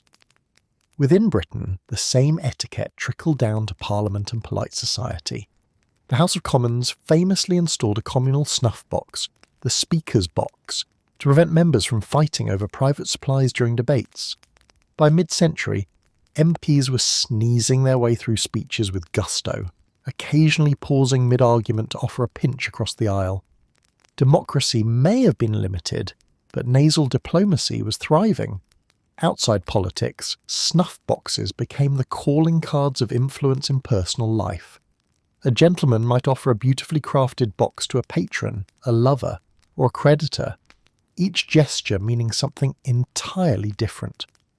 To give snuff to an equal was friendship. To give it to a superior was flattery. To give it to a romantic interest was, depending on the recipient's mood, either gallantry or presumptuousness. The ambiguity was half the fun. Even scandals had their snuff boxes. Court gossip loved stories of misplaced or borrowed boxes, often containing not only tobacco but secret love notes or miniature portraits tucked beneath false lids. One infamous duchess allegedly had a snuff box engraved with her lover's initials on the inside, discovered only when her husband borrowed it for a meeting and sneezed directly over the evidence. London's rumours mill took it from there. Craftsmen, meanwhile, capitalised on the craze. The creation of snuff boxes became an entire industry of luxury and espionage. Goldsmiths in London and Paris competed for royal commissions. Enamel painters specialised in miniatures so lifelike they made conversation awkward. Some boxes were equipped with hidden compartments, musical mechanisms, or trick lids that revealed scandalous engravings. A few even doubled as spy devices, a pinch of powder concealing a coded message beneath. Tobacco was now not just smoked or sniffed, it was engineered.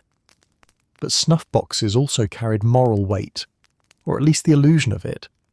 Gift-giving was framed as an expression of loyalty, even when everyone knew better. "A gift is but gratitude with interest," wrote one Georgian essayist, which was polite code for "I expect a favour later." Even clergymen weren't immune. Bishops were known to receive devotional snuff boxes engraved with saints and scripture, usually from wealthy patrons hoping for divine, or at least episcopal, approval. For those who couldn't afford gold or diamonds, imitation snuff boxes flourished, and brass painted to look like gold, tin adorned with fake gems, papier-mâché painted to mimic tortoiseshell. These counterfeit boxes allowed middle-class strivers to join the theatre of refinement without pawning their furniture. The result? A society perpetually passing around little boxes, each one a tiny performance of wealth, virtue, or deceit. By the late 18th century, the practice had reached its absurd zenith. The gifting of snuff boxes became so common that satire took notice. Caricaturists depicted politicians buried in mountains of boxes, sneezing their way through corruption. A nation of sniffers, one pamphleteer called them, trading virtue for vanity by the ounce. But for all the mockery, the tradition endured. Because in Georgian Britain, influence always came with trimmings, preferably gilded, perfumed and hinged. And so, in the age of powdered faces and powdered morals, the snuff box stood as the perfect emblem of its time. Small, beautiful, and full of finely ground compromise. The good news, you could buy loyalty with craftsmanship. The bad news, it came with a sneeze and no refund.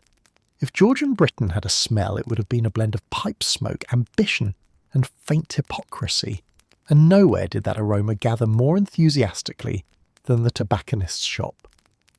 These were the unofficial salons of the street, part business, part theatre, and part social experiment in how many men could argue about tobacco without ever actually purchasing any.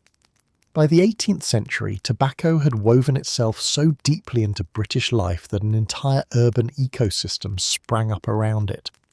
The tobacconist's shop became as essential to city life as the coffee house or the tailor, except with more smoke and fewer manners. You couldn't walk 10 paces in London without encountering one. Windows fogged with condensation, air thick with the perfume of Virginian leaf, and a proprietor who could discuss politics, philosophy, or snuff consistency with equal authority. The exterior alone was enough to draw attention. Shop fronts were miniature art galleries of the absurd. Wooden tobacco Indians stood guard outside, their carved expressions frozen in eternal salesmanship, a colonial fantasy rendered in paint and stereotype. Signboards boasted images of pipes, cherubs, or curling smoke, while brass canisters gleamed like treasure chests in the display. For many Londoners, the tobacconist's sign became as recognisable as the church steeple, though far more popular on Sunday mornings. Inside, the atmosphere was half apothecary, half circus. Shelves overflowed with jars labelled in elegant script: Virginia Fine Cut, Spanish Black, Irish Twist, Prince's Blend, and Ladies' Snuff of Delicacy. Behind the counter stood the tobacconist, equal parts merchant, gossip, and therapist. He, and occasionally she, knew his customers' preferences better than their wives did, which leaf made them cough, which blend soothed their nerves, which pipe stem suited their vanity. The tobacconist's clientele came from every class and occupation. Gentlemen dropped in on their way to the club. Sailors offloaded their wages in exchange for cheaper blends, and clerks stopped by to eavesdrop on conversations above their pay grade. It was the great equalizer. Everyone inhaled the same smoke, even if their pipes were carved from different woods. The shop was where social barriers temporarily blurred under a shared haze of tobacco dust. It was also a place of constant chatter. Men gathered not just to buy tobacco, but to be seen buying it. Debates flared over everything from foreign trade to poetry, each punctuated by the rhythmic knock of pipes against wooden counters. Some argued passionately about American independence, others about whether Spanish snuff was superior to Scotch. Many came in simply to complain about taxes, weather, or wives. The tobacconist listened, nodded sagely, and handed them another ounce of consolation. The shop's central attraction, of course, was its scent. It wasn't so much an aroma as a personality, bold, opinionated, and impossible to ignore. The combination of raw tobacco, charred stems, beeswax polish, and human optimism gave each establishment a distinctive signature. Regulars swore they could identify their favourite shop blindfolded. Though to be fair, after 10 minutes inside, everyone's sense of smell was permanently compromised. For the Georgian tobacconist, presentation was everything. Blends were arranged like jewels, pipes hung like trophies, and every transaction was accompanied by a flourish. Weighing tobacco on brass scales became a miniature ritual, precise, deliberate, and ever so slightly dramatic. To be seen buying tobacco was to declare oneself a man of taste and discernment, even if one's main criterion was cheapest available leaf that won't kill me immediately. And tobacconists weren't just merchants, they were innovators. The 18th century saw the rise of countless inventions to enhance the smoking experience: self-lighting pipes, decorative pouches, and even early cigar cutters. One memorable failure was the smokeless pipe, which never caught on for obvious reasons. The best shops doubled as laboratories of leisure, experimenting with new flavours and curing methods, from cherry to coffee-infused blends, proof that even Georgian addiction had a sense of adventure. Many tobacconists also served as newsagents before newspapers reached mass circulation. Customers picked up gossip with their pipe stems, the latest scandals, political developments, or royal affairs, of which there were plenty. The tobacconist was a reliable source of information precisely because he heard everything and repeated nothing, unless, of course, it improved sales. Competition among shops could be fierce. Proprietors advertised secret blends and exotic imports that were usually identical to their rivals, just rebranded with more swagger. Others claimed to sell tobacco fresh from the colonies, a dubious boast given that the colonies were several months away by ship. But truth mattered less than atmosphere. A good tobacconist sold not just smoke, but the illusion of sophistication that came with it. For middle-class men, the tobacconist's shop was a refuge, a space to escape domestic order and bask in masculine camaraderie. Wives tolerated these smoky excursions only because they got the house to themselves for an hour. For younger men, the shop was an education in adulthood, a place to learn how to pack a pipe, tell a story and look worldly while doing both. Many an aspiring gentleman rehearsed his persona among the jars and ashtrays before graduating to the clubs of St. James's. By the late Georgian era, tobacconists were thriving across Britain. In London alone there were hundreds, some so grand they resembled small museums. Provincial towns followed suit: Edinburgh, Bath, York, each developing its own smoking culture. In Bath, visitors could stroll from the mineral spring straight into a tobacconist's den, curing their boredom as quickly as their rheumatism.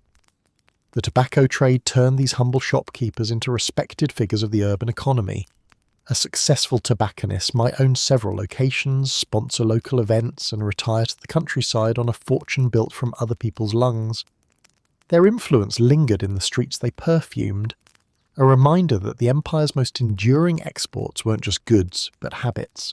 By 1800, the tobacconist's shop had achieved something remarkable.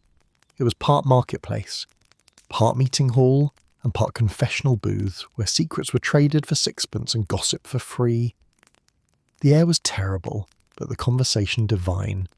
The good news: the tobacconist's shop united Britain's talkers, thinkers, and complainers. The bad news: none of them ever remembered to buy matches. By the mid-18th century, Georgian Britain was drowning in tobacco, not just in the literal clouds billowing from every tavern, parlour and club, but in the cultural fog that came with it. Tobacco had become so omnipresent, so tangled in the rituals of daily life, that it inevitably found its way into the arts. Painters, poets and cartoonists puffed it, pondered it, and then mercilessly mocked it. The result was a century-long love-hate portrait of Britain's favourite leaf, part celebration, part satire, and entirely self-aware. The Georgian era was, after all, the golden age of caricature, a time when no vice was safe from the artist's quill, and tobacco, being both fashionable and faintly ridiculous, made the perfect subject. Satirists like James Gilray, Thomas Rowlandson and George Cruikshank filled London's print shops with scenes of powdered nobles and portly politicians drowning in their own smoke. In one famous Gilray engraving, a room full of gentlemen sneeze violently in unison, their wigs flying like startled pigeons, while the caption reads, "A fashionable meeting disturbed by the nose." The message was clear. Tobacco was Britain's most elegant absurdity. It united classes and corrupted them equally. Artists loved that contradiction, the collision of refinement and grotesquerie. One could hardly resist the image of a duchess delicately inhaling snuff, moments before launching into an undignified sneeze that sent powdered leaf cascading across the ballroom. Georgian satire thrived on such ironies. The higher the manners, the funnier the fall. Painters, meanwhile, approached tobacco with more ambiguity. In portraiture, a pipe or snuffbox became shorthand for character. A man depicted with his pipe suggested thoughtfulness, independence, or worldliness, provided he didn't look too intoxicated. A woman with a snuffbox conveyed confidence, sensuality, or scandal depending on who commissioned the painting. Artists knew their audience. Tobacco props were status symbols, yes, but also invitations to interpretation. The Georgian sitter wanted to look both virtuous and human, and nothing said flawed sophistication quite like being halfway through a puff. Even genre painters, Those chroniclers of everyday life found inspiration in the smoke-filled corners of taverns and tobacconists. Works by Joseph Highmore and William Hogarth portrayed Britain's social underbelly. Drunkards, gamblers, and cheerful smokers huddled beneath a haze of self-inflicted fog. In Hogarth's The Harlot's Progress, a puff of pipe smoke becomes symbolic of moral decline, rising above scenes of seduction and ruin. Tobacco, in his world, was never innocent. It was both a comfort and a curse, the visual shorthand for indulgence sliding toward decay.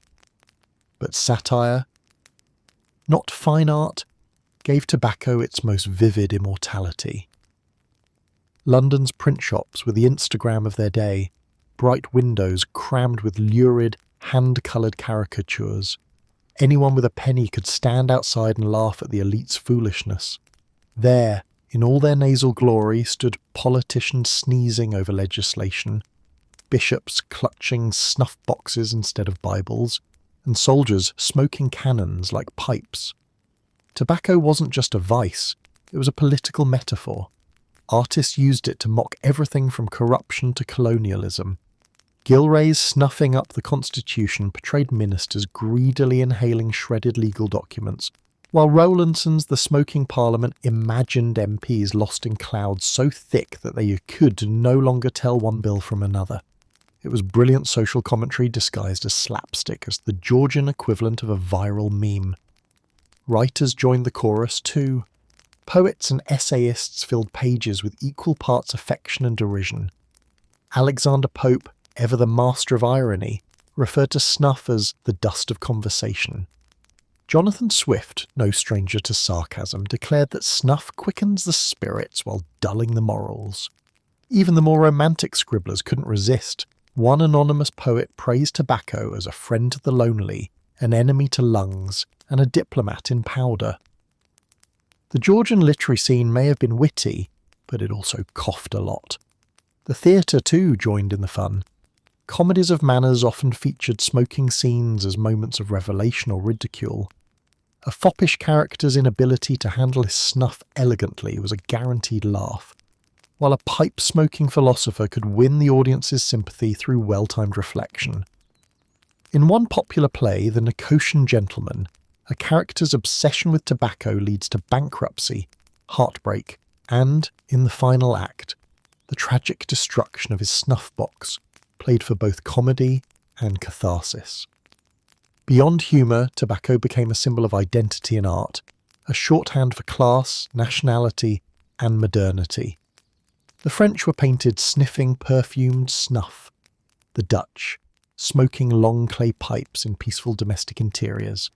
The British, puffing heartily in noisy pubs.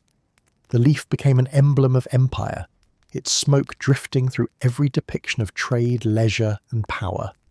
Colonial plantations might be far away, but their ghostly presence lingered in every Georgian painting that depicted prosperity through haze. And of course, the moralists fought back through their own visual propaganda. Tracts and illustrations portrayed smokers as degenerates and snuff-takers as slaves to vanity. One particularly severe pamphlet, titled The Devil in the Nose, warned readers that inhaling tobacco opened a passage for evil spirits. Untrue, though the average snuff box probably did host a few unholy microbes. Artists on the other side of the debate countered with humour. Prints showing stern preachers caught secretly puffing behind the vestry door. By the century's end, the British public had become self-aware enough to laugh at its own addiction. Tobacco was no longer just a pleasure, it was part of national self-parody. The Georgian caricature, forever populated with sneezing ladies and pompous smokers, reflected a culture perfectly comfortable with its contradictions. Smoking might be sinful, but it was also social. Snuff might ruin one's dignity, but only temporarily, and if one sneezed elegantly enough, perhaps it even enhanced it. The good news? Tobacco gave Georgian Britain its finest art of irony. The bad news? You couldn't admire it too long. The smoke got in your eyes.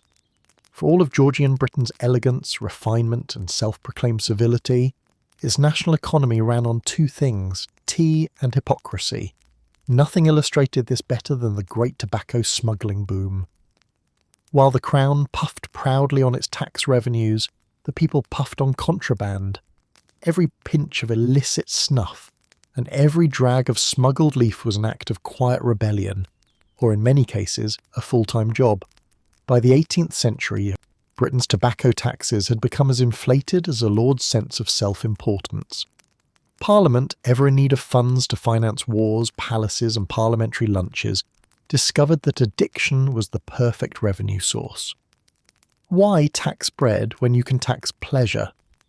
Tobacco duties rose again and again until a pound of good Virginia leaf cost nearly as much as a week's wages for a labourer. The result was as predictable as a politician's denial: the black market flourished. The English Channel and the coasts of Cornwall, Kent and Sussex became the arteries of an underground empire. Smugglers, romanticised later as dashing rogues, but in reality tough, desperate, and occasionally missing teeth, ferried cargo by night, guided by the moonlight and greed. Ships left from France or the Netherlands, holds stuffed with barrels of untaxed tobacco, and slipped quietly into hidden coves where local businessmen waited with lanterns and mules. It was dangerous work, but profitable enough to turn fishermen into millionaires and clergymen into clients. The government called it treason. The locals called it Tuesday. Smuggling was not just tolerated, it was loved. Entire coastal villages thrived on it. Tavern owners hid barrels beneath floorboards, blacksmiths melted smuggling money into horseshoes, and vicars conveniently forgot to mention contraband in their sermons, perhaps after receiving a generous donation in leaf form.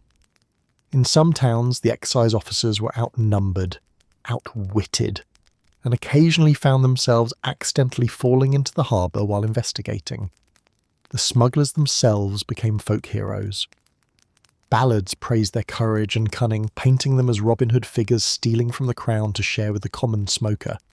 They were seen as patriots in an ironic sort of way, defenders of the people's right to affordable addiction. To the average Briton, the real criminals weren't the smugglers, but the taxmen in their fine coats and powdered wigs, wagging moral fingers while sneaking their own private snuff. Still, the Crown wasn't amused. The Board of Customs and Excise declared war on the smuggling trade. Revenue cutters patrolled the coast armed with cannons and self-importance. Informants were bribed and harsh new penalties introduced: imprisonment, public flogging, and even transportation to the colonies. But as any historian or smoker will tell you, you can't enforce morality against market demand. For every smuggler caught, 2 more appeared with faster boats and more inventive hiding places. Smuggling methods became the stuff of legend. Tobacco was hidden inside hollowed-out loaves of bread, under false decks, or rolled into barrels labelled dried fish. Some smugglers disguised themselves as fishermen. Others bribed lighthouse keepers to flash coded signals when the coast was clear. One particularly inventive gang in Kent disguised their contraband as funeral processions, coffins filled not with bodies but with bales of Virginia leaf. The mourners were paid actors, and the tears were for the taxes they'd avoided. The sheer scale of the trade was astonishing. By the 1770s, it was estimated that 1 in every 2 ounces of tobacco smoked in Britain was smuggled. The black market wasn't just an annoyance, it was a parallel economy. Merchants in London grumbled as smugglers undercut their prices. Politicians grumbled as revenue vanished into sea mist. And ordinary Britons grumbled when the government tried to tighten enforcement. Everyone was coughing, from the smoke, the corruption, or the sheer indignation of it all. Of course, wherever there's illegal money, there's scandal. Smuggling soon intertwined with politics. It turned out that many of the same aristocrats railing against lawless men at sea had a quiet stake in the profits. Gentlemen invested in smuggling ventures as discreetly as they might invest in art or mistresses. Some MPs even owned coastal estates conveniently located near popular landing sites. When questioned about mysterious barrels arriving on their property, they feigned shock. Contraband? Here? How frightful, usually while pocketing their share. The press, ever hungry for drama, feasted on these hypocrisies. Pamphlets exposed tobacco lords who publicly funded anti-smuggling laws while privately supplying smugglers with credit and storage space. The scandal grew so large that in 1784, Prime Minister William Pitt the Younger was forced to act. His solution was simple economics: lower the tobacco duty enough that smuggling no longer paid. It worked, eventually, but not before decades of crime, corruption, and the occasional spectacular sea chase worthy of a Hollywood script. Smuggling also left a mark on Britain's cultural imagination. Folk songs like The Bold Smuggler and Rolling Down to Rye romanticised the trade. Children grew up hearing stories of daring men who defied tyranny with a barrel of leaf and a good boat. Artists painted moonlit coves and shadowy figures unloading cargo, turning what was once a felony into folklore. Even as the trade declined, the legend endured, proof that the British loved a rebel far more than they loved a rule. By the close of the Georgian century, tobacco smuggling had become less profitable, but its spirit remained. The Crown had tamed the trade with economic pragmatism, yet something intangible was lost with it, that reckless, smoky defiance that had defined Britain's coastal life for generations. The good news? Lower taxes finally made legal tobacco affordable. The bad news? The smugglers had to find new careers, most of them in Parliament. By the late Georgian period, Britain was no longer just smoking tobacco, it was manufacturing it into an art form. The same empire that had built ships, telescopes, and the Industrial Revolution's first steam engines now turned its mechanical genius towards something far more personal, perfecting the puff. From curing barns to grinding mills, the tobacco industry became a marvel of early modern innovation, driven by one unshakable truth: if there's a way to make people buy more of what's slowly killing them, someone will invent it. The early 18th century had relied on muscle, luck, and the occasional prayer to dry and process tobacco. Farmers in the colonies hung leaves in barns, hoping the weather cooperated and the mould stayed away. The result varied from miraculous to miserable, but as Britain's appetite for the leaf grew, inconsistency became intolerable. Enter the engineers, men who looked at a pile of fermenting leaves and thought, this could be mechanised. Curing was the first battlefield of innovation. Traditional air curing involved weeks of slow drying in humid barns. It produced mellow flavour and a lot of losses. By mid-century, planters began experimenting with heat curing, fires carefully controlled beneath tobacco sheds to dry leaves faster and more evenly. Some used charcoal, others tried oak or hickory, believing each wood lent its own character to the smoke. The process turned into chemistry long before chemistry had rules. Notes from colonial farmers read like alchemy: 3 hours heat, half wind, no rain, and the leaf shall glow amber. The British loved consistency, even if it smelled faintly of desperation and burning. But the real leap came with fermentation. Someone noticed that stacked tobacco leaves, when moistened and pressed, generated heat. Sweating, they called it, transforming harsh leaf into rich, aromatic snuff material. What had begun as a happy accident became a science of decay. Fermentation sheds popped up across port towns, producing snuff so smooth it could pass through a sieve finer than silk. Workers monitored temperature by touch, turning piles by hand, sweating along with the product. It was a labour of obsession and smell.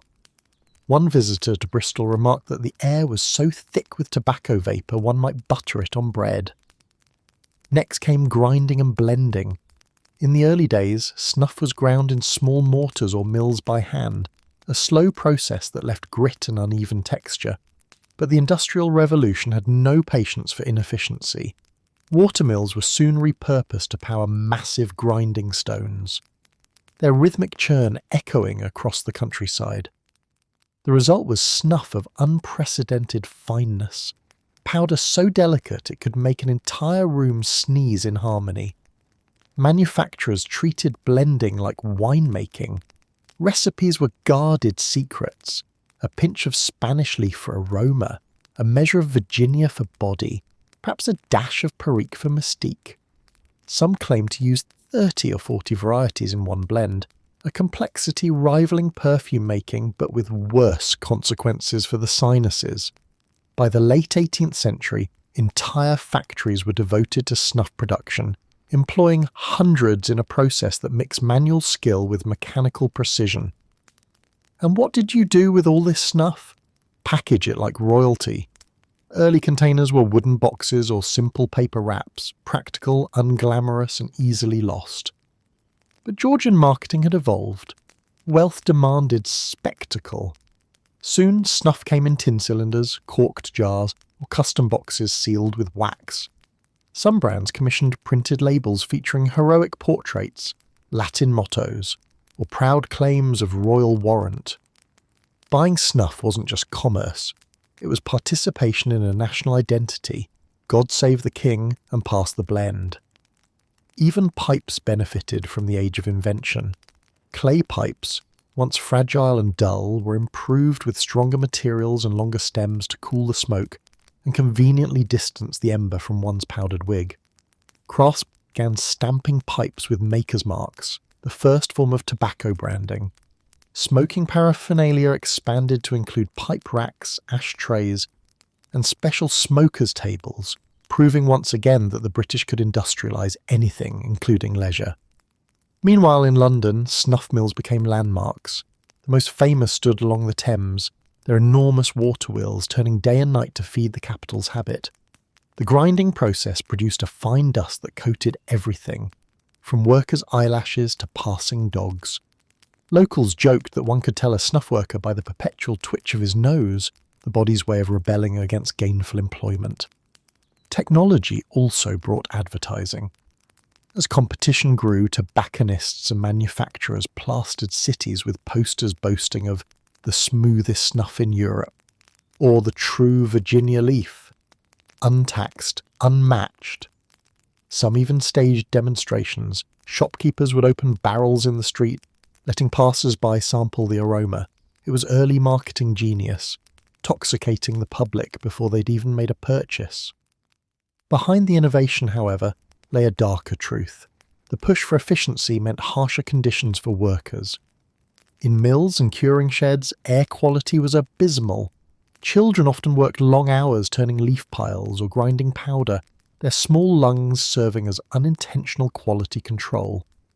Yet the industry marched on, proudly announcing each improvement as a triumph of progress. Our tobacco, one pamphlet boasted, now burns cleaner, stronger, and twice as fast, which sounded impressive until you realised they were describing both the product and the smoker's lifespan.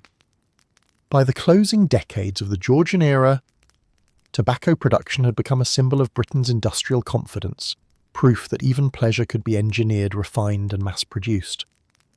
The same innovation that powered steam engines was now fueling snuff boxes and cigars. The empire's mechanical heartbeat in rhythm with its addictive lungs. The good news, Georgian ingenuity never rested. The bad news, neither did the coughing. Every great social fashion eventually turns into yesterday's embarrassment, and by the close of the Georgian era, tobacco was wheezing its way toward a very polite downfall. What had once been the signature scent of the British elite, sophistication in powder form, confidence in smoke, now lingered as an unwelcome odour of outdated indulgence. The age that had proudly perfected the puff began to blush at the sight of it. It was an ironic twist. The same nobles who had spent decades sneezing their way through Parliament now wrinkled their powdered noses at the practice. The fashionable world, ever allergic to its own past, decided that tobacco was no longer chic, merely common. By the 1790s, the pipe and the snuff box had become symbols of old-fashioned manners, as passé as periwigs and powdered calves. The shift was partly aesthetic. Georgian Britain had entered an age of reform, restraint, and reason. The Enlightenment's obsession with cleanliness, self-control, and rational living had begun to influence not only thought but smell. The new ideal man was no longer the puffing philosopher or the snuff-taking dandy, but the sober, industrious citizen, one who preferred fresh air to fragrant fumes. Tobacco smoke, once a badge of wisdom, now reeked of laziness. Doctors, who only a few decades earlier had prescribed tobacco for everything short of heartbreak, began to change their tune. Medical journals started printing cautious warnings about its noxious effects on the lungs and injurious influence on the nerves. True, these same journals still recommended arsenic for acne and leeches for fatigue, but even they could tell that mass coughing in drawing rooms was not a good look for civilization. Religious reformers joined in, naturally. Methodists and moralists linked smoking to moral decay, calling it a waste of time and coin, and an idle indulgence unworthy of God-fearing men. They thundered that tobacco dulled intellect, weakened discipline, and tempted men toward the even greater sin of conversation. The pulpit, for once, found itself in agreement with polite society. The era's great fog of nicotine had finally worn thin. This shift in respectability left many of the old tobacco devotees stranded. The snuff takers of an earlier generation found themselves sneezed out of fashion. A man who once flaunted his ornate snuff box in company now risked being labelled provincial.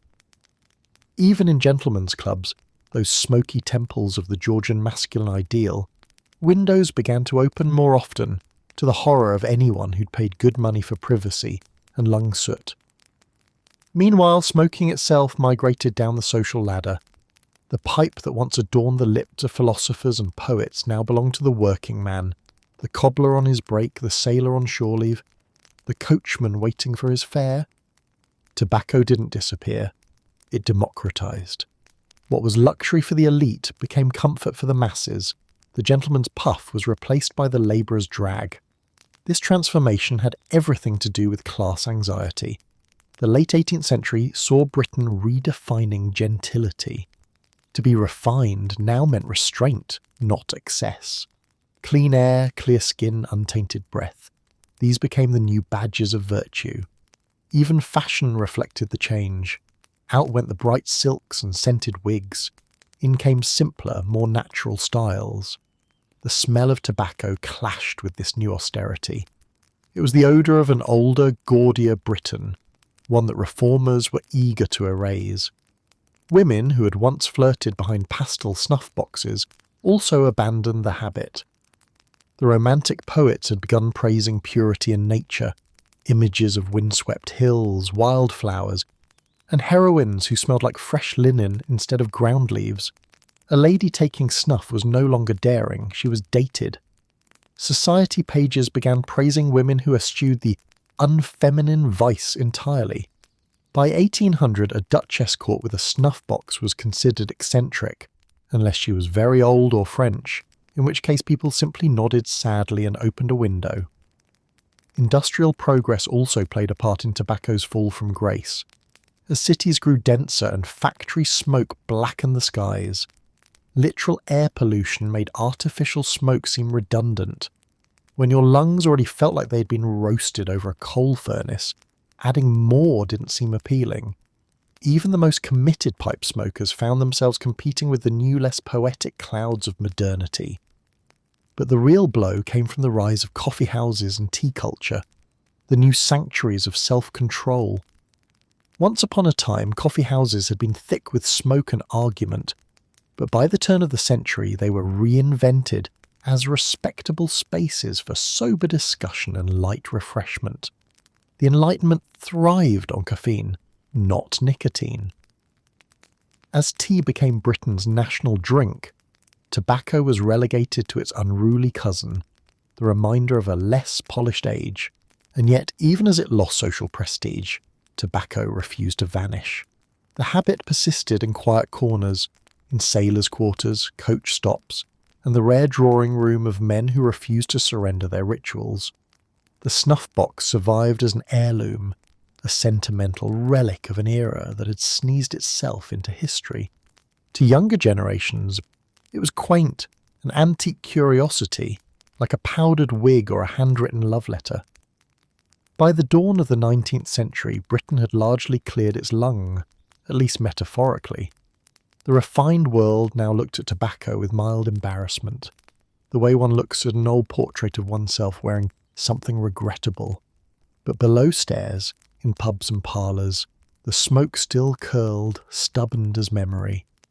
The gentleman's puff had become the common man's cough, yes, but in that cough one could still hear the echo of an empire that had once built its fortunes on a leaf and vanity. The polite world had moved on, cleaner and colder, but Britain's smoky soul lingered. The good news, refinement finally conquered the fog. The bad news, nobody looked half as interesting without it. By the turn of the 19th century, Britain had a cough, and not the charming literary kind. After 2 centuries of puffing, snuffing, and politely choking its way through conversation, the empire began to question whether all this fragrant self-destruction might be unhealthy. And so rose the anti-smoke crusaders, a peculiar alliance of moral reformers, doctors, and early health enthusiasts who for the first time in history looked at a cloud of tobacco and thought, perhaps this isn't ideal for our collective survival.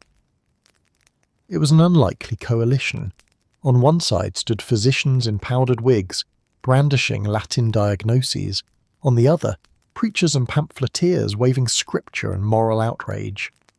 Yet both camps agreed on one thing. Britain had gone too far. The gentleman's indulgence had become a public epidemic. Pipes clogged not just throats but streets. Snuff dust covered every table, and coughing had replaced conversation as the nation's soundtrack. If the Georgian century had perfected smoking as an art, its descendants now set about condemning it as a crime. The medical world was the first to mutter dissent, cautiously, because most doctors still smoked. Early critics noticed what everyone else had been ignoring. Habitual smokers coughed incessantly, lost teeth early and occasionally keeled over mid-sentence. Physicians began keeping notes, describing tobacco palsy, nervous agitation, and loss of vigour, all politely phrased ways of saying, your body is trying to leave. Dr. John Hill, already notorious for being right too soon, had warned as early as 1761 that tobacco could ulcerate the mouth and corrode the spirit. He was mocked for decades, then quietly vindicated when his colleagues started coughing blood into their handkerchiefs. But doctors rarely moved hearts. Preachers, however, knew exactly where to aim the soul. Evangelical reformers of the early 1800s declared war on tobacco as a satanic vanity, a symbol of sloth, indulgence, and moral decay. Sermons thundered against the unholy smoke that clouds the spirit. The irony, of course, was that half the congregation had come straight from the tavern, smelling like a burnt leaf. The church called it sin, the people called it Tuesday. Pamphlets appeared by the hundreds, dripping with righteous enthusiasm. Titles like The Sin of Snuff-Taking, a warning against the smoke of Sodom, and Hell in a Pipe-filled printing stalls. Each one followed the same formula, a pious preface. An exaggerated medical claim, smoking causes madness and leprosy, and a stirring call to repentance. The artwork was equally unsubtle, skeletons puffing pipes, demons handing out cigars, and angels hovering overhead with buckets of holy water. The Georgian flair for melodrama hadn't died. It had just turned evangelical. Meanwhile, the temperance movement, still in its infancy, adopted tobacco as an early target. Reformers argued that it led inevitably to drinking, and after all, what was a pint without a pipe? They insisted that tobacco dulled the moral will and opened the door to other indulgences, which was moralist code for fun in general. To these campaigners, tobacco wasn't just a vice, it was the thin end of a very smoky wedge. But not everyone was persuaded. For every pamphlet denouncing tobacco, there were 3 mocking it. Satirists portrayed reformers as humourless zealots who couldn't stand anyone enjoying themselves. One cartoon showed a preacher lecturing on the evils of smoke, while his congregation nodded off from boredom. Another depicted a doctor triumphantly smashing a pipe, only to collapse coughing from the dust. The public wasn't quite ready to give up its comfort cloud, at least not for sermons and scolding. Still, the crusade gained traction in polite society. By 1810, smoking indoors was increasingly frowned upon in fashionable circles. Ladies who had once flirted with their snuffboxes now favoured lavender sachets. Gentlemen swapped tobacco for tonics and conversation about purity of body. Clean air became a virtue, A moral fragrance. Even architects joined in. New homes were designed with separate soaking rooms to quarantine the habit.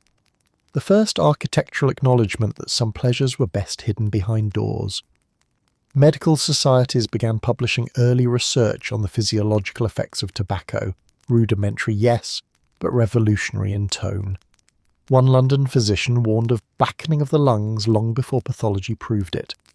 Another noted that smokers' nerves do quiver most unpleasantly upon abstention, perhaps history's first recorded description of nicotine withdrawal. The medical establishment at last was inching towards science, albeit while still recommending brandy as a health supplement. As reformers grew louder, governments took note, if only because morality made good politics. Cities like Edinburgh and Bath imposed restrictions on public smoking in theatres and assembly halls, not out of concern for health but for decorum. Nobody wanted the orchestra sneezing mid-symphony. Tobacco's once charming haze had become an annoyance, its users increasingly seen as relics of a less enlightened age. In this climate, tobacco advertising also shifted tone. The same tobacconists who had once bragged of royal patrons now quietly rebranded their blends as soothing and moderate. Even merchants sensed the cultural wind turning, or perhaps wheezing. The industry fought back with subtlety, promoting tobacco as therapeutic calm in an anxious world, a comfort to the thoughtful man. It was the 19th century equivalent of it's self-care, not addiction. The crusaders, of course, weren't entirely wrong.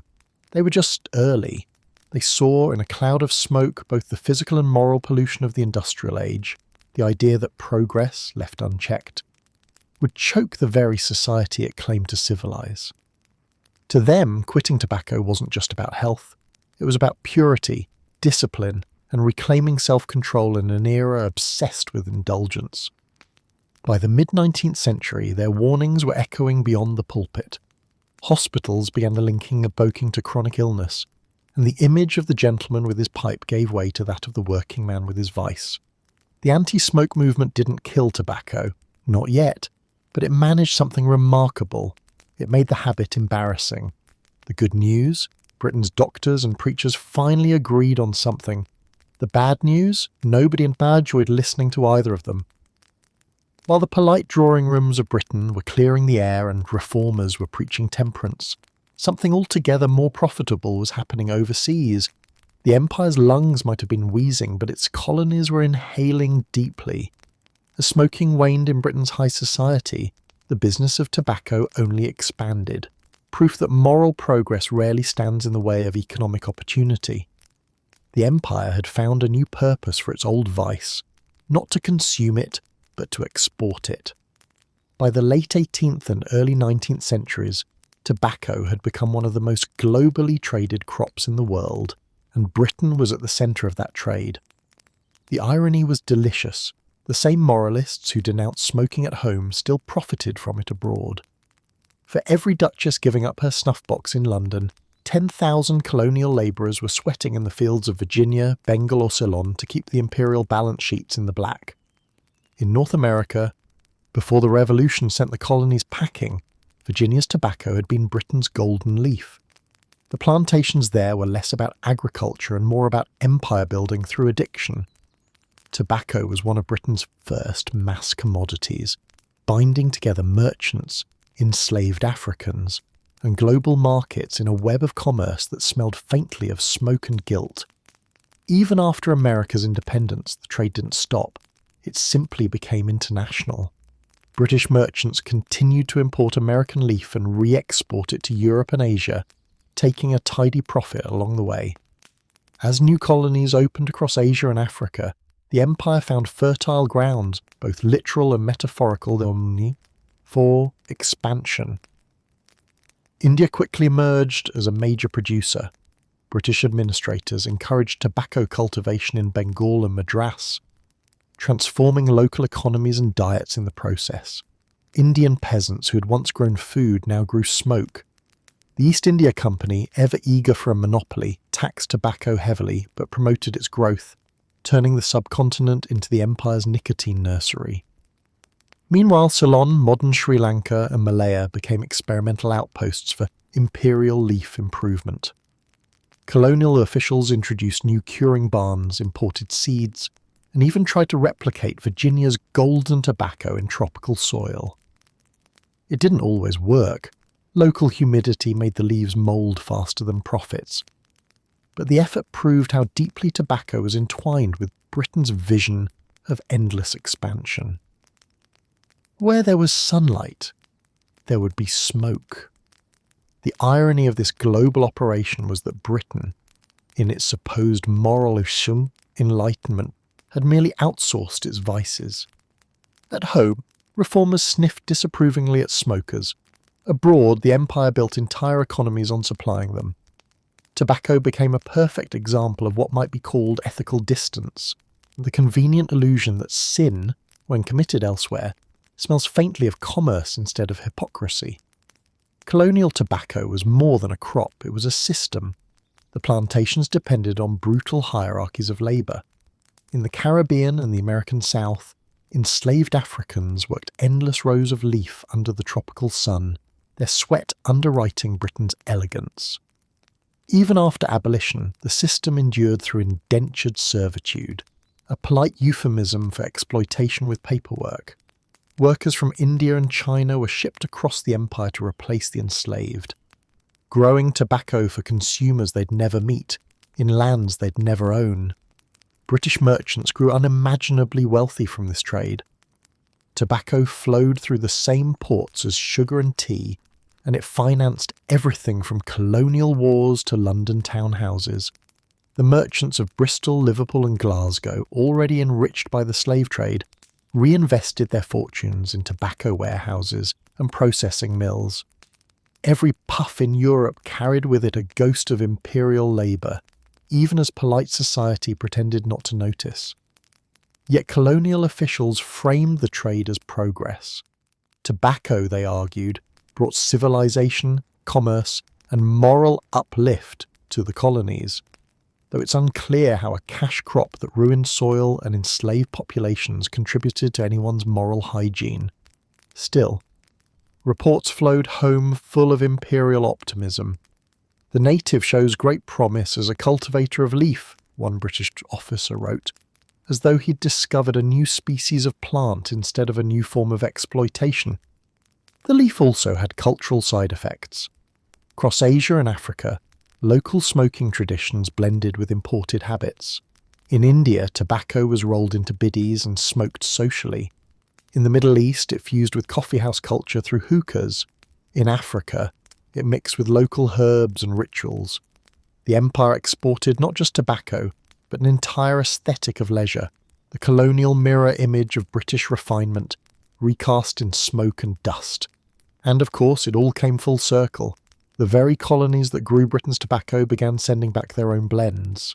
By the 19th century, cigars from India and the Caribbean were being sold in London as exotic imports. British consumers, having tired of local snuff, eagerly bought the colonial versions, unaware or unconcerned that they were simply re-importing their own handiwork at a markup. Imperialism, after all, was nothing if not good at selling you your own vices repackaged as luxury. As the industrial age rolled on, tobacco's legacy grew even more complex. Steamships and railways allowed faster transport of leaf, while factories in Manchester and Glasgow mechanised production. Britain no longer needed to smoke to profit from smoke. Tobacco became the quiet heartbeat of empire, fueling trade, taxation, and the illusion of prosperity. And so, while reformers preached purity at home, Britain's colonies kept the furnaces of addiction burning. The empire had perfected its greatest paradox, exporting morality in words and vice in crates. The good news? Britain was finally breathing cleaner air. The bad news? Someone else was choking on the profits. History, much like a tavern after last call, never really airs out. The Georgian gentleman may have retired his pipe, and the Victorian moralist may have preached fresh air, but tobacco, cunning, adaptable, and eternally seductive, refused to die. It simply changed its costume. The smoke that once curled lazily through candlelit parlors found new life in factories, films, and advertisements. The ritual survived, streamlined and commodified, proof that while civilization evolves, our lungs don't learn. The death of the snuff box did not kill the habit, it only made it faster. The Industrial Revolution, which had already mechanized nearly everything from spinning cotton to moral compromise, eventually turned its attention to tobacco. In the late 19th century, the cigarette arrived. The spiritual descendant of Georgian pipes, but leaner, cheaper, and more portable. Where the old rituals had required patience, etiquette, and a small laboratory of tools, the cigarette demanded only two things: a lighter and bad judgment. Factories took over what artisans once did by hand. Machines could roll thousands of cigarettes an hour, their efficiency as terrifying as it was profitable. The slow, thoughtful draw of the Georgian pipe was replaced by the quick flick and drag of industrial modernity. Smoking became democratized again, no longer an aristocratic indulgence or a workers' rebellion, but a universal pastime. Everyone, from the trench soldier to the typist, could now afford to destroy themselves equally. The new century brought a new aesthetic, gone were the powdered wigs and snuff-stained sleeves. In their place came sleek silver cases and matches branded with names like Lucky Strike and Players Navy Cut. The packaging spoke not of indulgence but identity. Where Georgian smokers sought refinement, their descendants sought rebellion. The cigarette was compact confidence, a small paper rebellion you could hold between your fingers. Tobacco's genius was its ability to reinvent its symbolism. In the 18th century, it had been sophistication. By the 20th, it was bossa or freedom. Advertising wizards spun smoke into mythology. Posters and newspapers turned cigarettes into symbols of vitality, virility, and modernity. Soldiers were depicted smoking stoically under fire. Women puffed confidently in flapper dresses, framed by slogans promising independence in every inhale. The same product that once separated the classes now united them under the banner of carefully marketed equality. Even the doctors, those former crusaders against the Georgian pipe, betrayed themselves. In the early 20th century, tobacco companies hired physicians for endorsements. 9 out of 10 doctors recommend Chesterfields, boasted one ad, apparently forgetting that the 10th doctor was still coughing. White coats became tools of persuasion. Health itself was rebranded as something you could light on fire and inhale. Britain had come full circle from believing tobacco could cure disease to pretending it couldn't cause it. The cigarette's reign extended through war and peace. Soldiers in World War I carried tobacco rations as essential morale boosters. Cigarettes filled the trenches with fog and familiarity, connecting men through shared habit and temporary oblivion. Back home, women rolled smokes for the troops, cementing tobacco as patriotic duty. Light up for victory, the posters said, as though nicotine alone might repel the enemy. After the war, an entire generation returned home addicted to both camaraderie and camels. But as technology improved, so did science, and science inconveniently started spoiling the fun. By the mid-20th century, medical studies began connecting smoking to lung cancer. What Georgian physicians had once guessed through intuition, modern researchers confirmed through autopsy. The body count had become impossible to ignore. Public health campaigns began where Georgian sermons had left off, replacing hellfire with X-rays. Yet tobacco, like a true survivor, didn't retreat. It rebranded again. Now it was glamour's turn. The cinema age made smoking divine. On the silver screen, everyone who mattered smoked. Humphrey Bogart brooding in fog. Lauren Bacall whispering through smoke rings. James Dean proving that dying young looked even cooler with a cigarette. Hollywood did for nicotine what Georgian high society once did for snuff, made it irresistible by making it look intelligent. Once again, smoke equaled sophistication, even as everyone involved was hacking off screen. By the time the truth caught up, tobacco had already built an empire of its own. Advertising men knew exactly how to adapt. When health campaigns warned of cancer, cigarette brands emphasized flavor. When governments banned doctor endorsements, they pivoted to attitude. Cigarettes weren't about health anymore. They were about personality.